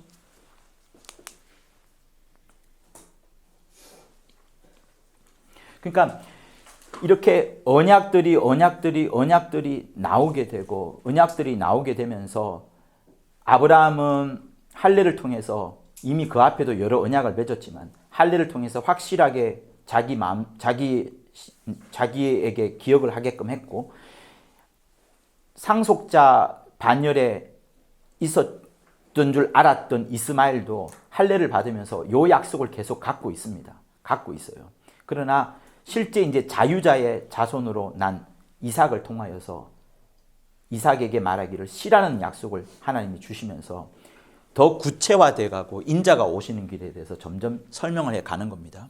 그러니까 구약의 사람들은 언약이라는 사고 속에 있다가 모세 율법이 들어오게 되고 모세 율법을 받으면서 뭐가 죄라는 것을 깨닫습니다만 여전히 이 언약이 계속해서 지배하고 있어요. 그리고 신약은 뭡니까? 전부 다 언약이잖아요. 신약은 전부 다 언약이에요. 약속, 명령, 이럴 수 있겠습니다. 하나님이 명령하시고 예언하시고 언약하시는 부분 구별을 하자면 이렇게 볼 수 있어요. 명령은 반드시 순종해야 됩니다. 당장에. 예언에 대해서는 앞으로 어떤 일이 일어날 것이고에 대하니까 그것을 믿어야 돼요. 언약은 언제 이루어질지 못해요. 아브라함의 언약, 이삭의 언약 언제 이루어질지 모릅니다. 그러나 하나님은 언약을 통해서 굉장히 긴 경륜을 통해서 굉장히 길게 일하세요. 여러분들이 실망하고 낙심하지 말아야 될 부분은 뭐냐면 내게 맡겨진 어떤 선교 사업이 있어요. 내게 맡겨진 목회 사업이 있어요. 요게 성공해야 되는 게 맞습니다. 그러나 그보다 더 넓게 봐야 되는 부분은 뭐냐면 이 언약이 이루어지는 그 부분을 말하는 거예요. 잘 들으세요. 이 언약은 굉장한 시간이 걸립니다. 굉장한 시간이 걸리게 돼요. 그래서 뭐가 필요하면 인내가 필요한 겁니다. 하나님께서 아브라함이라는 존재를 찾을 때까지 노아의 홍수가 끝나고요. 바벨탑이 사건이 일어나서 흩어진 사람 중에 굉장히 많은 시간이 걸립니다. 아니 하나님께서 뭐가 아쉽길래 그냥 딱 박, 홍 딱 이렇게 정해가지고 쓰시면 될 텐데 그러지 않고 자기의 계획에 맞는 자가 누군가를 계속 보시는 거예요. 2011년, 2021년, 2031년, 심지어 5021년 될 때까지 하나님의 그 계획에 맞는 사람이 등장할 때까지 요걸 이루기 위해서는, 언약을 이루기 위해서는 하나님이 먼저 참으신다고요. 하나님이 계속 기다리다가 딱 아브라함을 발견하고 요놈이다, 딱 요놈이다 하고 발견하고 나서 하나님이 여러 인내 교환된 결정을 통해서 언약을 베풀어 가시는 거예요. 하나님께서 인내를 하셨기 때문에 얘도 참고 기다리고 아브라함이 무슨 영광을 받습니까? 자기 살아있을 때 아무런 땅도 얻지 못했어요. 막벨라 굴 조그마한 고거 무덤 땅 그게 물론 핵심이 돼가지고 나중에 이제 큰 걸 얻긴 하지만 영광 못 봤어요. 아무 영광 못 봤습니다. 그러나 아브라함의 최고 장점이 뭐예요? 하나님께서 반드시 이룰 것이다. 저 먼 미래에 그 아브라함은 미래를 본 거예요. 미래를 본 거. 예수의 때 이루어질 것에 대한 그 미래를 본 거. 그래서 하나님이 아브라함의 믿음을 의라고 여기는 거예요. 자기 눈앞에 드러난 거 하나도 드러난 거 없지만 그냥 믿는 믿음, 하나님이 말씀하신 대로 그대로 믿는 믿음, 그거 너 진짜 대단한 녀석이구나, 너 진짜 대단한 녀석이구나, 보지도 않고 그렇게 믿는구나. 제가 주일날 우리 성도들한테 이제 설명을 하는 중에 거기 냉장고가 있거든요. 이제 스스로 이제 돈을 넣고 계산하고 한 냉장고가 있어요. 그래서 제가 냉장고 안에 코끼리가 있다고 말하니까 믿겠어요, 안 믿겠어요? 아무도 안 믿을 거 아니겠어요? 근데 만약에 누가 믿어주면 제가 기분이 좋겠어요, 안 좋겠어요? 엄청 좋잖아요. 우와, 진짜 너 대단하구나. 어떻게 이걸 믿냐? 코끼리가 냉장고 안에 있을 수가 없는데 너무 사랑스러워, 너무 귀히 여기잖아요. 하나님이 그걸 원하신다니까요. 사람들이 아무도 믿을 수 없지만 믿고 움직이고 그렇게 역사하는데 냉장고 진짜 코끼리 있다니까? 목사님이 말씀하셨잖아. 있다니까 열었어. 진짜 있어 봐요. 뒤집어지는 거잖아요. 있을 수 없는데 하나님은 우리에게 다른 거 원하는 게 아니고 그런 믿음, 도대체 안 되는데 수백 년 뒤에 이루어질 그 언약을 믿는 거. 이삭도 씨가 언제 이루어집니까? 예수 와야 이루어지잖아요. 그때까지 계속 기다리는 거예요. 그래서 명령에는 딱 순종, 기도하라 하면 기도하면 되는 것이고, 예언은 언제 이루어질지 모르겠지만 우리 요한계시록처럼 반드시 이루어질 거라 그거 믿을래. 그러나 언약은 좀 우리의 인내가, 하나님께서도 아브라함이 나오기까지 인내하셨던 것처럼 우리에게도 계속된 인내가 필요한 거예요. 그래서 여러분, 예수 이름으로 축사하고 신유했을 때 당장 낫지 않는다 하더라도 요거를 가져야 돼요. 진짜입니다. 10년이 걸려도 요거를 가져야지 이기는 거예요. 그 이기는 동안 실망하고 절망하고 좌절하지 않아야 되는 게 핵심입니다. 욥이 뭐가 장점이죠? 절대로 원망을 하지 않았잖아요. 욥기가 40장이거든요. 40장 내내 수많은 이야기들이 등장하지만 원망하지 않습니다. 그냥 꿍 하면서 있죠. 뜻을 몰라가 에이 하나님 왜 안 가르쳐 주세요 하면서 꿍 하면서 있지만 원망하지 않아요. 인내하는 거예요. 여러분 요거 잘해야 됩니다. 그래야 병도 고치고 예수 이름으로 명했던 것들이 낫게 되는 거예요. 하나님은 언약을 통해서 일하시거든요. 그러니까 자 보십시오. 제가 지금 무엇을 말하냐면 하나님의 말씀을 여러분의 신비에 새기는 것이 중요한데, 모세는 율법을 돌판에 새겼어요. 자기는 충격받았겠지만 그의 백성들은 그거를 신비에 새긴 게 아니라 돌 보면서 생각하고 돌 보면서 전했던 그걸로 끝인 거예요. 돌 보면서 하지 말고 하지 말아야 되는 그걸로 끝난 겁니다. 아브라함의 언약 계속 기다립니다. 이삭도 언약을 믿고 계속 기다린 겁니다. 이들이 신비에 새긴 건 아니지만 신비에 새긴 것과 똑같이 할례를 했지만 할례하지 않아도 아브라함에게는 이미 하나님이 아브라함을 택할 때 마음에 할례한 것과 똑같을 정도로 마음에 새겼고, 이삭은 자기가 숫양도 아닌데도 죽음이라는 곳에 처해지면서 마음판에 확실히 새겨버렸던 거예요. 그래서 우리의 신앙생활 잘하는 것은, 특히 하나님의 의도를 잘 알려면 성경을 볼 때 빼거나 더하거나 하지 말고 무조건 받아들이고 그것을 심령 속에 받아들입시오. 그래서 이 책에도 나오는 게 뭐냐면, 헬몬산 기슭의 인재 이슬을 이야기를 하지 않습니까? 헬몬산에 이슬이 계속 거의 매일 눈이 내리고 이슬이 내린다고 해요. 헬몬산에 이슬이 내리고 눈이 내리는데, 그게 모여서 이제 조그만 샘을 이루고 물줄기를 만들어 가고 개울을 만들고 시내를 만들고 큰 강줄기를 만들어 가다가 마침내 여기서 펑펑펑 터져 나오는 것처럼 우리가 말씀을 이슬처럼 받아들여야 됩니다. 때를 얻든지 때를 못 얻든지 하나님이 주시는 말씀을 잘 받아들여서 가감하지 말고 원망하지 말고 계속 받아들이면 언젠가는 그게 생수의 강처럼 터져 나오는 거예요. 그게 이제 요한복음 7장에 나오거든요. 자, 요한복음 7장을 한번 보실까요?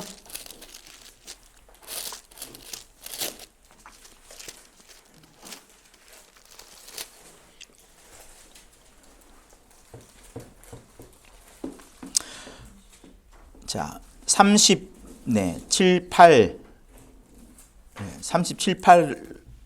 읽도록 해보겠습니다.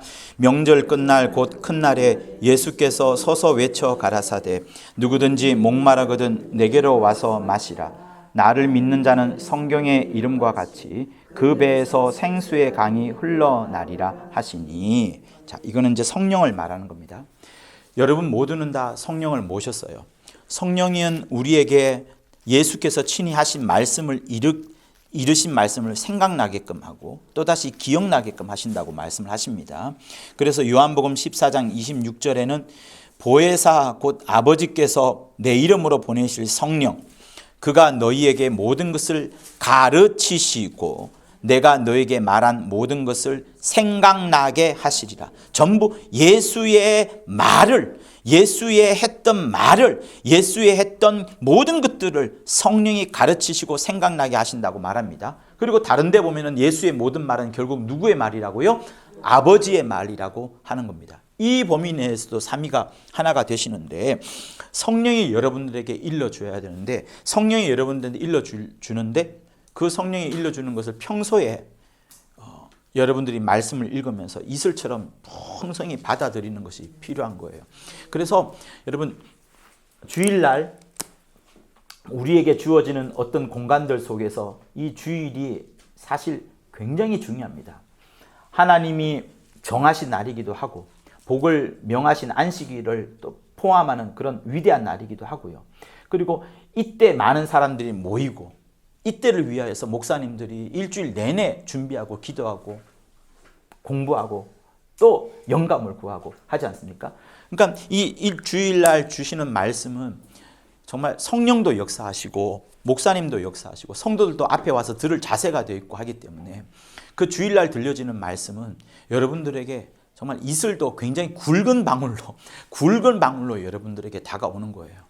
어쩔 수 없이 주의 종들은 주일날 설교 잘 전할 수 있도록, 그래서 은혜를 받을 수 있도록 정말 어떻게 하면 자기가 부족한 것이지 그들의 마음속에는 최대한의 젖을 짜내주려고 하는 그 마음이 간절합니다. 자기 자식들한테 더 좋은 음식 주는 것보다 더 간절하게 준비를 하고 있어요. 그러니까 이 주일날 주시는 말씀을 여러분 제일 우선적으로 잘 받아들여야 됩니다. 그러면서 그것이 이슬이 되고 했다가 어느 순간 물줄기가 펑 하고 터져 나오는 것처럼 그렇게 터져 나오게 되거든요. 그래서 그때마다 성령이 일하시는 그 영감을 따라서 이제 우리가 움직이게 되는 겁니다. 그래서 은혜로운 말씀을 많이 들으면 어떻게 돼요?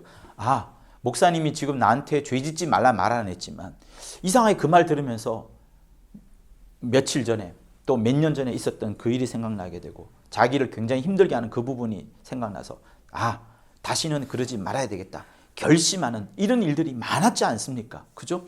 목사님이 그 말씀을 한 게 아닌데 목사님은 이 말씀을 했는데 이상하게 이 말씀으로 여겨지는 그런 말씀이 있어서 내가 이걸 해야 되기도 하고, 또 어떤 때는 막 교회를 위해서, 또 어떤 성도를 위해서, 가정을 위해서 정말 헌신하고자 하는 마음도 막 갑자기 드는데, 그것도 기쁜 마음으로 막 드는 그런 이유들도 하나님께서 목회자 영감을 통해서, 또 듣는 성도들의 영감을 통해서 그런 많은 것들을 막 부어주는 일들이 이 주일날 이루어지고, 말씀을 전하면서 들으면서 이런 일이 생기게 되는 겁니다. 그러니 기본적으로 말씀을 전하는 자가 성도들에게 그들의 두뇌에, 그들의 지식으로 말씀을 집어넣으려고 하지 말고, 그들의 철학이나 사상을 바꾸려고 하는 그런 시도도 말고, 어쨌든 하나님 아버지의 그 마음, 이 성도들에게 은혜가 공급되어지고 진리가 공급되어지고 하나님의 영광이 공급되어질 수 있는 그 간절한 마음을 목회자가 받아가지고 그것을 성도들한테 그 마음을 잘 연결시켜 막 뿌려주려고 하는 거고, 이게 진짜 필요하거든요. 그러니까 그거는 컨텐츠가 아니에요. 그러나 그 컨텐츠 속에 그런 것들이 담겨져 있는 거죠. 그죠? 담겨져 있는 겁니다. 그러니 이 컨텐츠와 함께 하나님 아버지의 마음, 이 마음이 함께 전달될 수 있도록 말씀을 전하는 자가 누구든지 상관없습니다. 목사가 아니어도 상관이 없습니다. 누구든지, 그가 누구든지 내 앞에 있는 사람에게 2명이든 3명이든 상관없이 누구든지 그에게 하나님의 마음을, 컨텐츠를 담아서 하나님의 마음을 그들의 신비에 계속 쌓다 보면 마침내 그게 요한복음 7장에 나오는 것처럼 생수의 강처럼 막 터져 나오는 그때가 되는 겁니다. 그리고 여러분들이 생각지 않았지만은, 준비하지 않았지만 어느 순간 갑자기 말씀을 전할 어떤 기회가 올 때는 입을 열어보세요. 평소에 그렇게 쌓았던 사람들은 막 터져 나오는 겁니다. 그래서 주의 제자들이 순교의 현장에서도, 공회에 끌려가서도 자기를 의지하지 않고 성령이 만들어 가시는, 이끌어 가시는 그 입술을 열어서 마음껏 전도하고 하는 그런 부분들. 여러분, 바울이 베드로가 어디 똑똑했습니까? 갈릴리 출신의 12제자들이 무엇이 똑똑했습니까? 그러나 성령이 임하시고 나니까 확 뒤집어지지 않습니까? 그러니 우리 마음속에 무슨 마음부터 있어야 되냐? 마음이 먼저는 옥토가 되어야 되는 거예요. 마가복음 4장인가요? 한번 보실까요?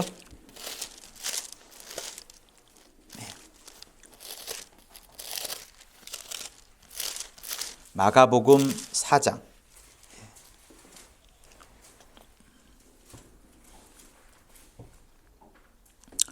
자, 8절에 보면은 더러는 좋은 땅에 떨어짐에 자라 무성하여 결실하였으니 30배와 60배와 100배가 되었느니라 하시고, 이르시되 들을 귀 있는 자는 들으라 하시니라. 이렇게 말합니다. 그러니 지금 듣는 귀, 그리고 4장 23절에서 또 들을 귀 있는 자는 들으라 하면서 듣는 귀, 우리들의 마음이 착하고 온유해야 되는 게 아니라 말씀을 들었을 때 깨달을 수 있고 그 말씀대로 내 심령을 바꾸어 나가려고 정말 애쓰고, 그러면서 성령의 도우심을 받아가지고 자기 영에 하나님의 말씀이 계속 머물게 하는 이게 진짜 중요하다는 부분을 성경은 말하고 있는 거예요. 그래서 여러분이 말씀을 들을 때 심령을 좋은 밭처럼 여기세요.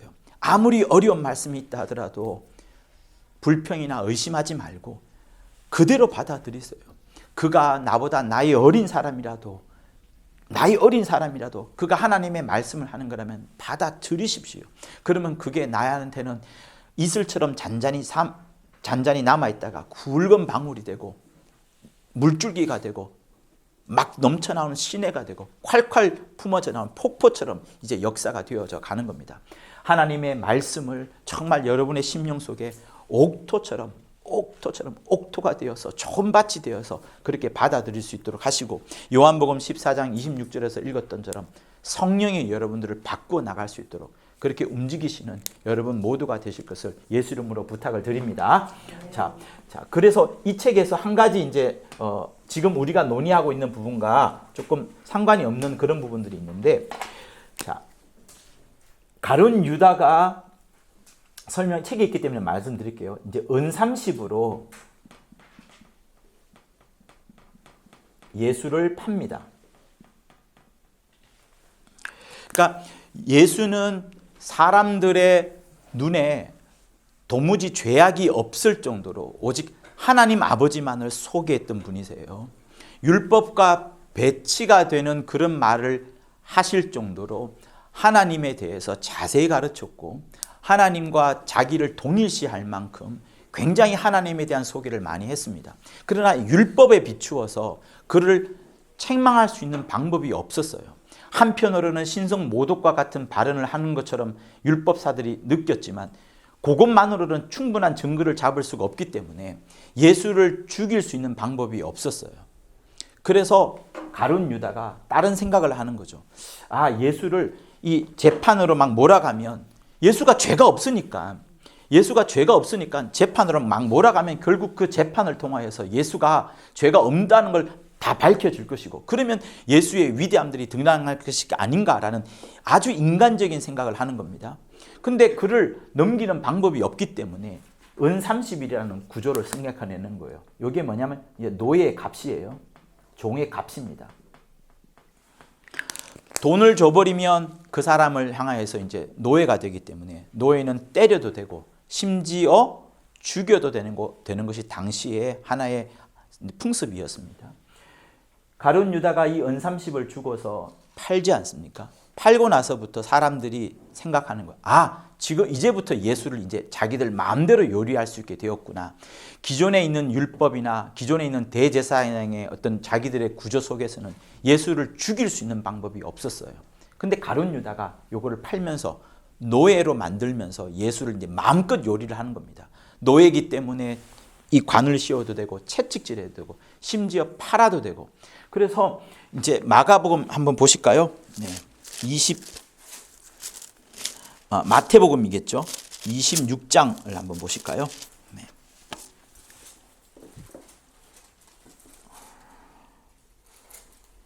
자, 14절부터 한번 보도록 합니다. 마태복음 26장 14절부터 우리 26절까지 읽도록 할게요. 시작. 그때에 12 중에 하나인 가룟 유다라 하는 자가 대제사장들에게 가서 말하되 내가 예수를 너희에게 넘겨주리니 얼마나 주려냐 하니 그들이 은 30을 달아주거늘 저가 그때부터 예수를 넘겨줄 기회를 찾더라. 자, 요때부터 예수가 팔려갔기 때문에 어떤 법으로 딱 명하지 않았지만 채찍질하고 신문하게 되는 그런 일들이 이제 진행이 되어 가는 겁니다. 자, 그리고 나서 쭉 보시면 57절을 보시겠습니다. 자, 이때부터 예수를 이제 끌고 다니시는 거예요. 57절 보시는데 59절까지 한번 읽어볼까요? 시작. 예수를 잡은 자들이 끌고 대제사장 가야바에게로 가니 거기 서기관과 장로들이 모여 있더라. 베드로가 멀찍이 예수를 쫓아 대제사장의 집들에게까지 가서 그 결국을 보려고 안에 들어가 하속들과 함께 앉았더라. 대제사장들과 온 공회가 예수를 죽이려고 그를 칠 거짓 증거를 찾으매 거짓 증인이 많이 왔으나 얻지 못하더니 후에 두 사람이 와서 가로되 이 사람의 말이 내가 하나님의 성전을 헐고 사흘에 지을 수 있다 하더라 하니 여러분 이까지만 봐도 여러분 얼마나 기가 차요, 그죠? 사실은 못 찾는 겁니다. 예수에 대한 뭐를 찾지를 못하는 거예요. 그러나 노예에 대한 값 은 30으로 팔렸기 때문에 이제 막 함부로 하는 겁니다. 이렇게 할 수 없는데 막 함부로 하는 거예요. 그러다가 결국은 이제 빌라도에게 넘겨주게 되는 거죠. 빌라도한테 넘겨가다 보니까 이제 유다가 충격을 받고 27장 3절의 이야기가 펼쳐지는 겁니다. 27장 1절, 2절 보면 빌라도에게 넘기는 장면이 나와요. 그리고 유다가 이때 이제 충격을 받게 되고 이제 자살하는 장면이 이제 나오게 되죠. 자, 우리 27장 3절에서 10절까지 읽어보도록 하겠습니다. 때에 예수를 판 유다가 그의 정죄됨을 보고 스스로 뉘우쳐 그 은삼십을 대제사장들과 장로들에게 도로 갖다 주며 가로되 내가 무죄한 피를 팔고 죄를 범하였도다 하니 저희가 가로되 그것이 우리에게 무슨 상관이 있느냐 네가 당하라 하거늘 유다가 은을 성소에 던져놓고 물러가 스스로 목매어 죽은지라 대제사장들이 그 은을 거두어 가로되 이것은 핏값이라 성전고에 넣어둠이 옳지 않다 하고 의논한 후 이것으로 토기장이의 밭을 사서 나그네의 묘지를 삼았으니 그러므로 오늘날까지 그 밭을 피밭이라 일컬었느니라. 이에 선지자 예레미야로 하신 말씀이 이루었나니 일렀으되 저희가 그 정가된 자 곧 이스라엘 자손 중에서 정간 자의 가격 곧 은삼십을 가지고 토기장이의 밭값으로 주었으니 이는 주께서 내게 명하신 바와 같으니라. 예레미야를 통하여서 은삼십이라는 그 약속이 계속 주어지다가 마침내 유다를 통하여서 이 약속이 은삼십으로 이제 실현이 되어지고 은삼십으로 팔려나간 이 모든 것들을 함께 이제 기록을 하고 있는 겁니다. 그러니까 예수께서 도무지 유대인과 대제사장과 바리새인의 눈에서는 죽을 수가 없는 입장인데 가룟 유다가 팔아버림으로 인해서 이제 마음껏 요리를 하는 거예요. 노예기 때문에 죽일 수도 있는. 그러면서 예수께서 이제 돌아가시는 그런 일로 뻗어져 가는 겁니다. 그러니까 주님의 죽으심이 어떤 사람들의 눈에는 안타까워 보기도 하겠지만 결국은 하나님은 가룟 유다의 팔림을 통하여서 이제 이렇게 죽음에 들어갑니다만 주님은 죽으실 권세와 살 권세를 갖고 이 땅에 오셨고 그렇게 악하게 쓰임을 받은 자는 또 나름으로 하나님의 이제 어떤 처분을 이제 받게 될 겁니다. 하나님은 항상 자기의 고유로 정하신 길을 걸어가세요. 걸어가시는데 그 길에 우리가 어떤 쓰임을 받느냐, 악하게 쓰임을 받느냐, 선하게 쓰임을 받느냐 하는 문제는 굉장히 중요합니다. 근데 이제 여러분 안심하십시오. 왜 안심해야 되냐면 우리는 정말 지금 은혜 가운데 살고 있어요. 은혜 가운데. 예수님은 이 땅에 오셔서 죽으심으로 다 끝난 겁니다. 완벽하게 끝냈어요. 어떠한 짐도 우리에게 매겨진 것이 없습니다. 모든 인류는 예수께서 이 땅에 오셔서 죽으시고 하늘나라 들어가심으로 인해서 하나님의 모든 뜻은 다 종결된 겁니다. 하나님의 의도가 하늘 후사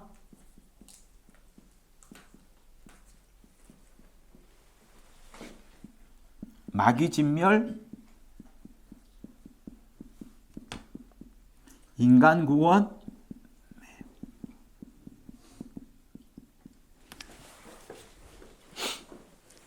이게 다 이루어졌어요. 사람을 구원하는 것은 이게 어떤 사람은 100%의 하나님의 목적이라고 말하는데 여러분 우리 좀 경제학적으로 좀 날카롭게 한번 봅시다. 모든 인간이 구원 못 받습니다. 정말이에요. 지금 지금 2024년만을 보더라도 모든 인류가 다 구원받는 게 아닙니다.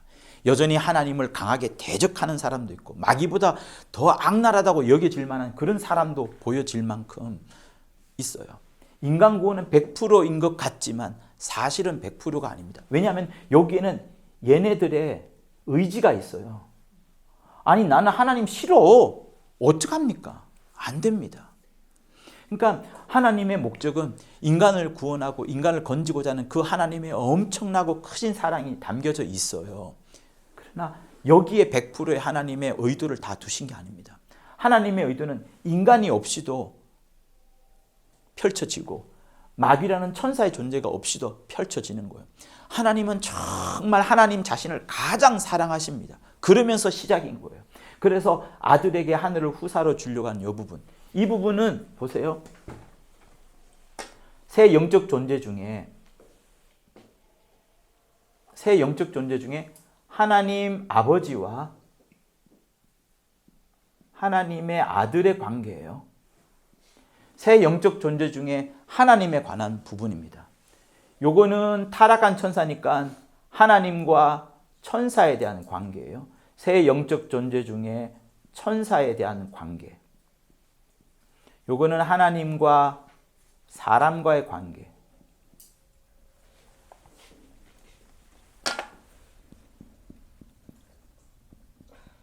예수 믿는 사람이 몇 프로일까요? 6%? 많으면 10%입니다. 성경은 14만 4천이라고 일부러 유대인의 숫자도 제한하고 있습니다. 하나님은 모든 인류가 구원받기를 원하셨기 때문에 예수를 믿기만 하면 모든 인류가 다 사실 수 있을 정도로 첫 아담을 대체하는 마지막 아담으로서 충분한 이 장치를 다 해놓았습니다만 요 의지 싫다는데 어떡하겠어요? 싫다는데. 여러분들도 이 의지를 잘 써야 돼요. 정말입니다. 내가 하나님의 거룩한 도구가 되기 위하여서 나를 금같이 만드는 사람이 있는가 하면 자기를 질그릇처럼 그냥 대충 여기는 사람도 있습니다.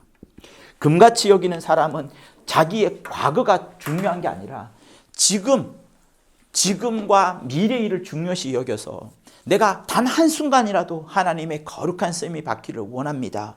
내가 과거의 삶은 엉망진창이었지만 지금부터 이후라도 하나님의 귀한 쓰임을 받기를 원합니다 라고 자기 자신을 금같이 여기고 그냥 말도 조심하고 말도 그러니까 여러분 방언을 왜 주셨습니까? 우리 성질 죽이라고요. 우리 혀를 함부로 쓰지 말게끔 하려고요. 방언을 주셨고 그러면서 이 영이 계속해서 내 육체를 억어하고 내 육체가 결국은 하나님의 소원을 이루가도록 계속 끊임없이 애쓰고 있는 그거를 그러니까 혼과 영이 계속해서 지금 다툰다고 해야 되나요? 이 영이 계속해서 혼에게 뭔가를 전해주면서 너 하나님을 위해서 살도록 네 육체로 움직여야 되지 않느냐. 너 혼을 좀 세상을 향한 혼을 좀 죽이고 하나님을 향해서 가도록 좀 움직여라 하면서 계속해서 끊임없이 일하는데 자기 입술과 자기 행동과 아까 우리 장로님께서 기도할 때 잘 말씀하신 것처럼 우리의 거룩한 삶, 이 삶, 그 삶을 금그릇처럼 정말 만들어야지 하나님이 쓰시거든요. 그냥 구원만 받으면 제가 질그릇도 사실은 여기도 하나님 크게 역사하시는데 뭐 지푸라기라고 합시다. 지푸라기가 더 맞겠네요. 초계와 같이 타버리면 하나님이 태워버리면 없어져 버리는 지푸라기 같이 여겨서 그냥 부끄러운 구원만 받아도 충분하지 라고 여기면 그렇게 삶을 받습니다. 그래서 여러분 지금 이 시간 의지를 분명히 하십시오.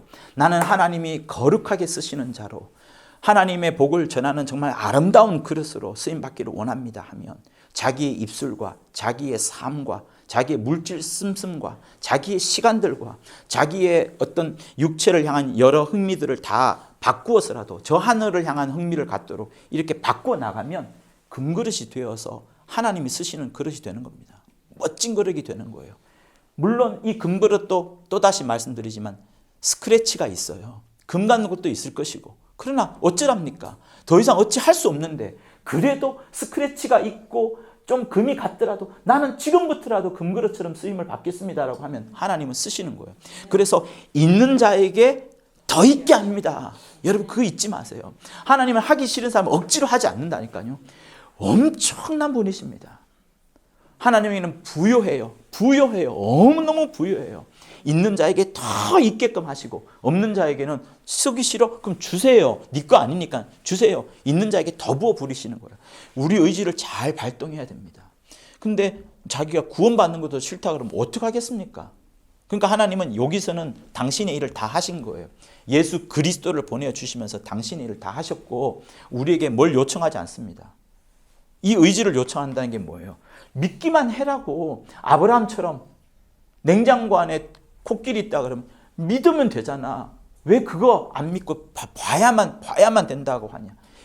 너의 의지를 잘 발휘해야 돼. 믿음이라는 의지로 믿음만 보시지 하나님 다른 거 안 보신다고요.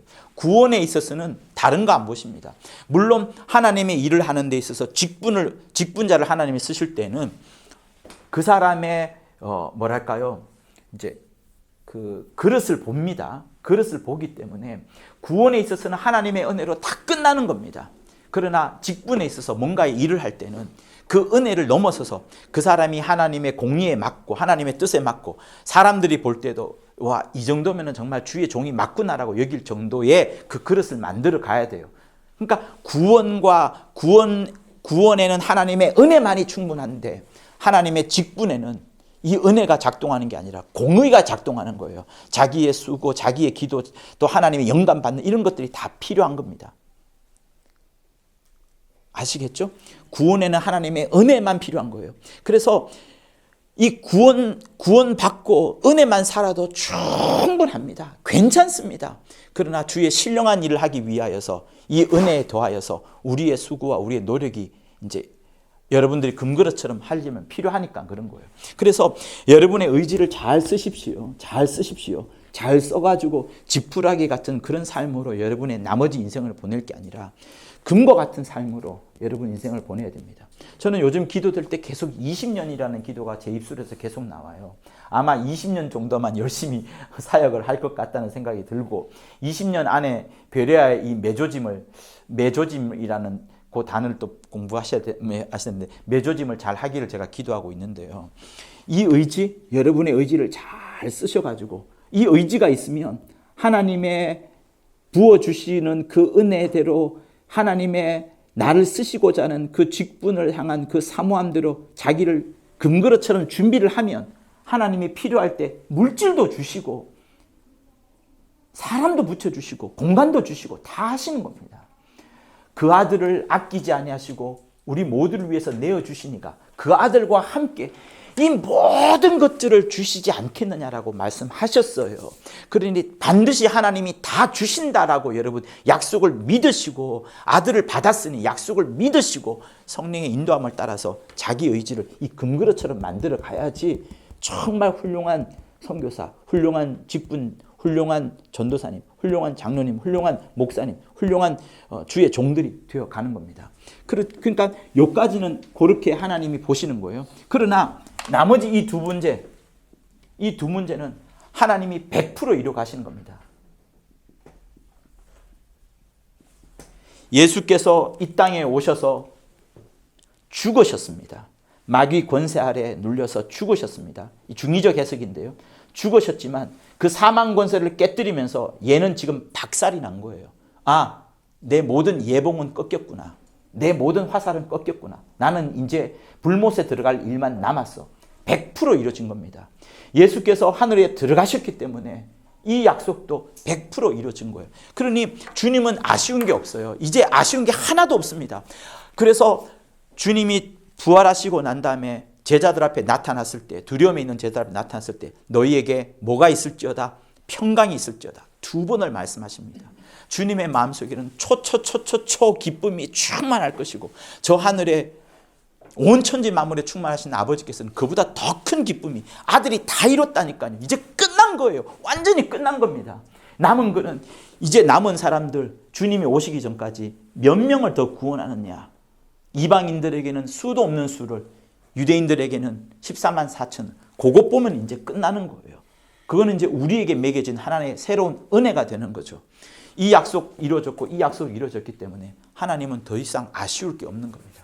이제 남은 기간 동안에 우리는 빨리 사람들에게 가서 믿으면 구원받는다. 예수 믿어라. 예수 믿어라. 이거 해라. 이거 해가 아니라 정말 예수 믿어라. 네 삶이 엉망이더라도 술, 담배 하더라도 꼭 어려울 때는 예수 때문에 산다라고 그 사람이 나한테 영혼이 있다라고 말했는데 영혼만큼은 살아야 되지 않느냐라고 영혼만큼은 살아야 되지 않느냐라고 꼭 가르쳐 주어서 굉장히 쉬운 방법으로 구원함을 얻는 그거를 가르쳐 주는 그거를 빨리 우리가 해야 되는 일이 지금 우리에게 닥쳐져 있는 겁니다.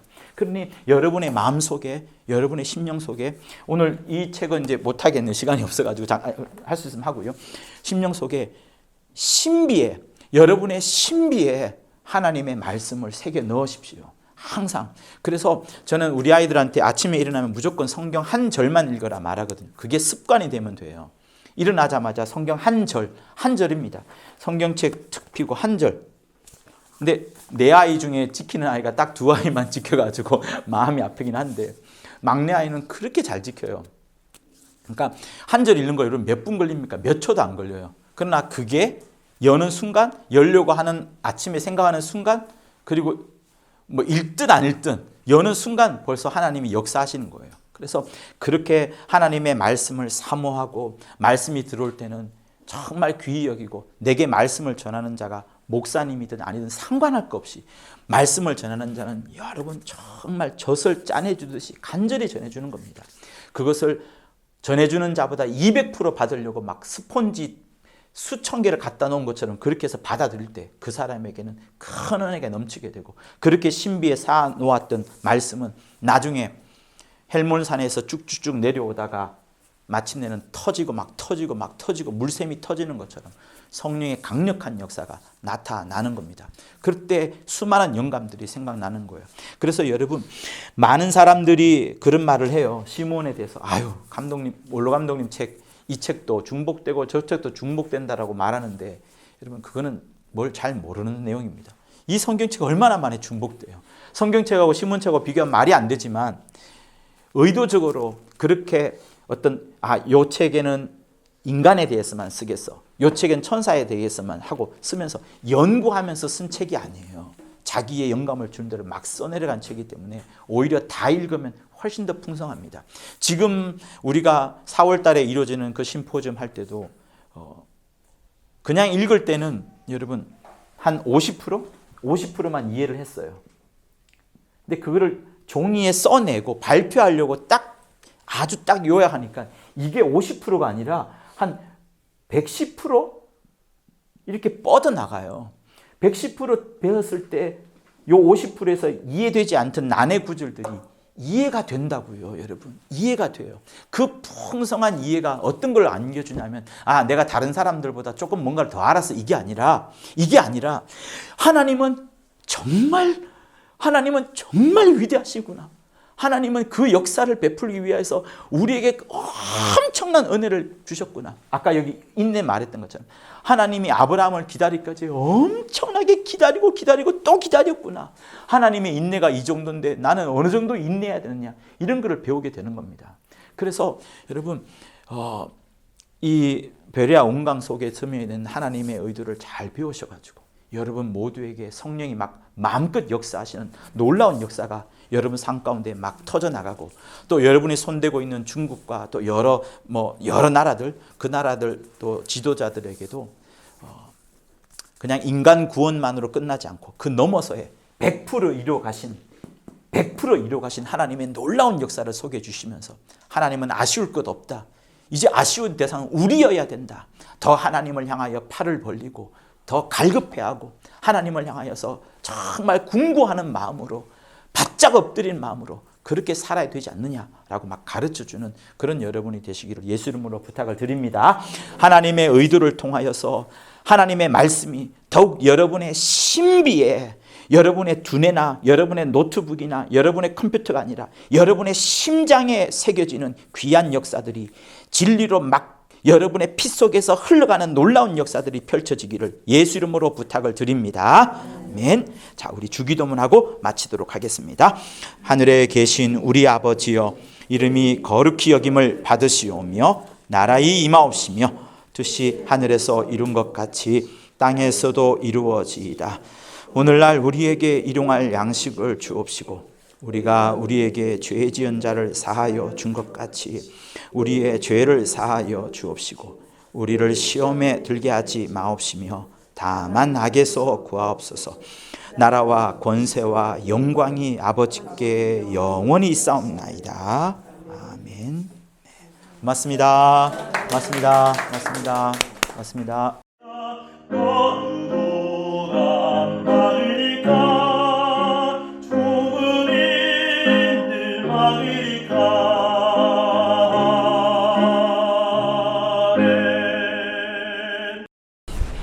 구독과 좋아요는 저한테 큰 힘이 됩니다.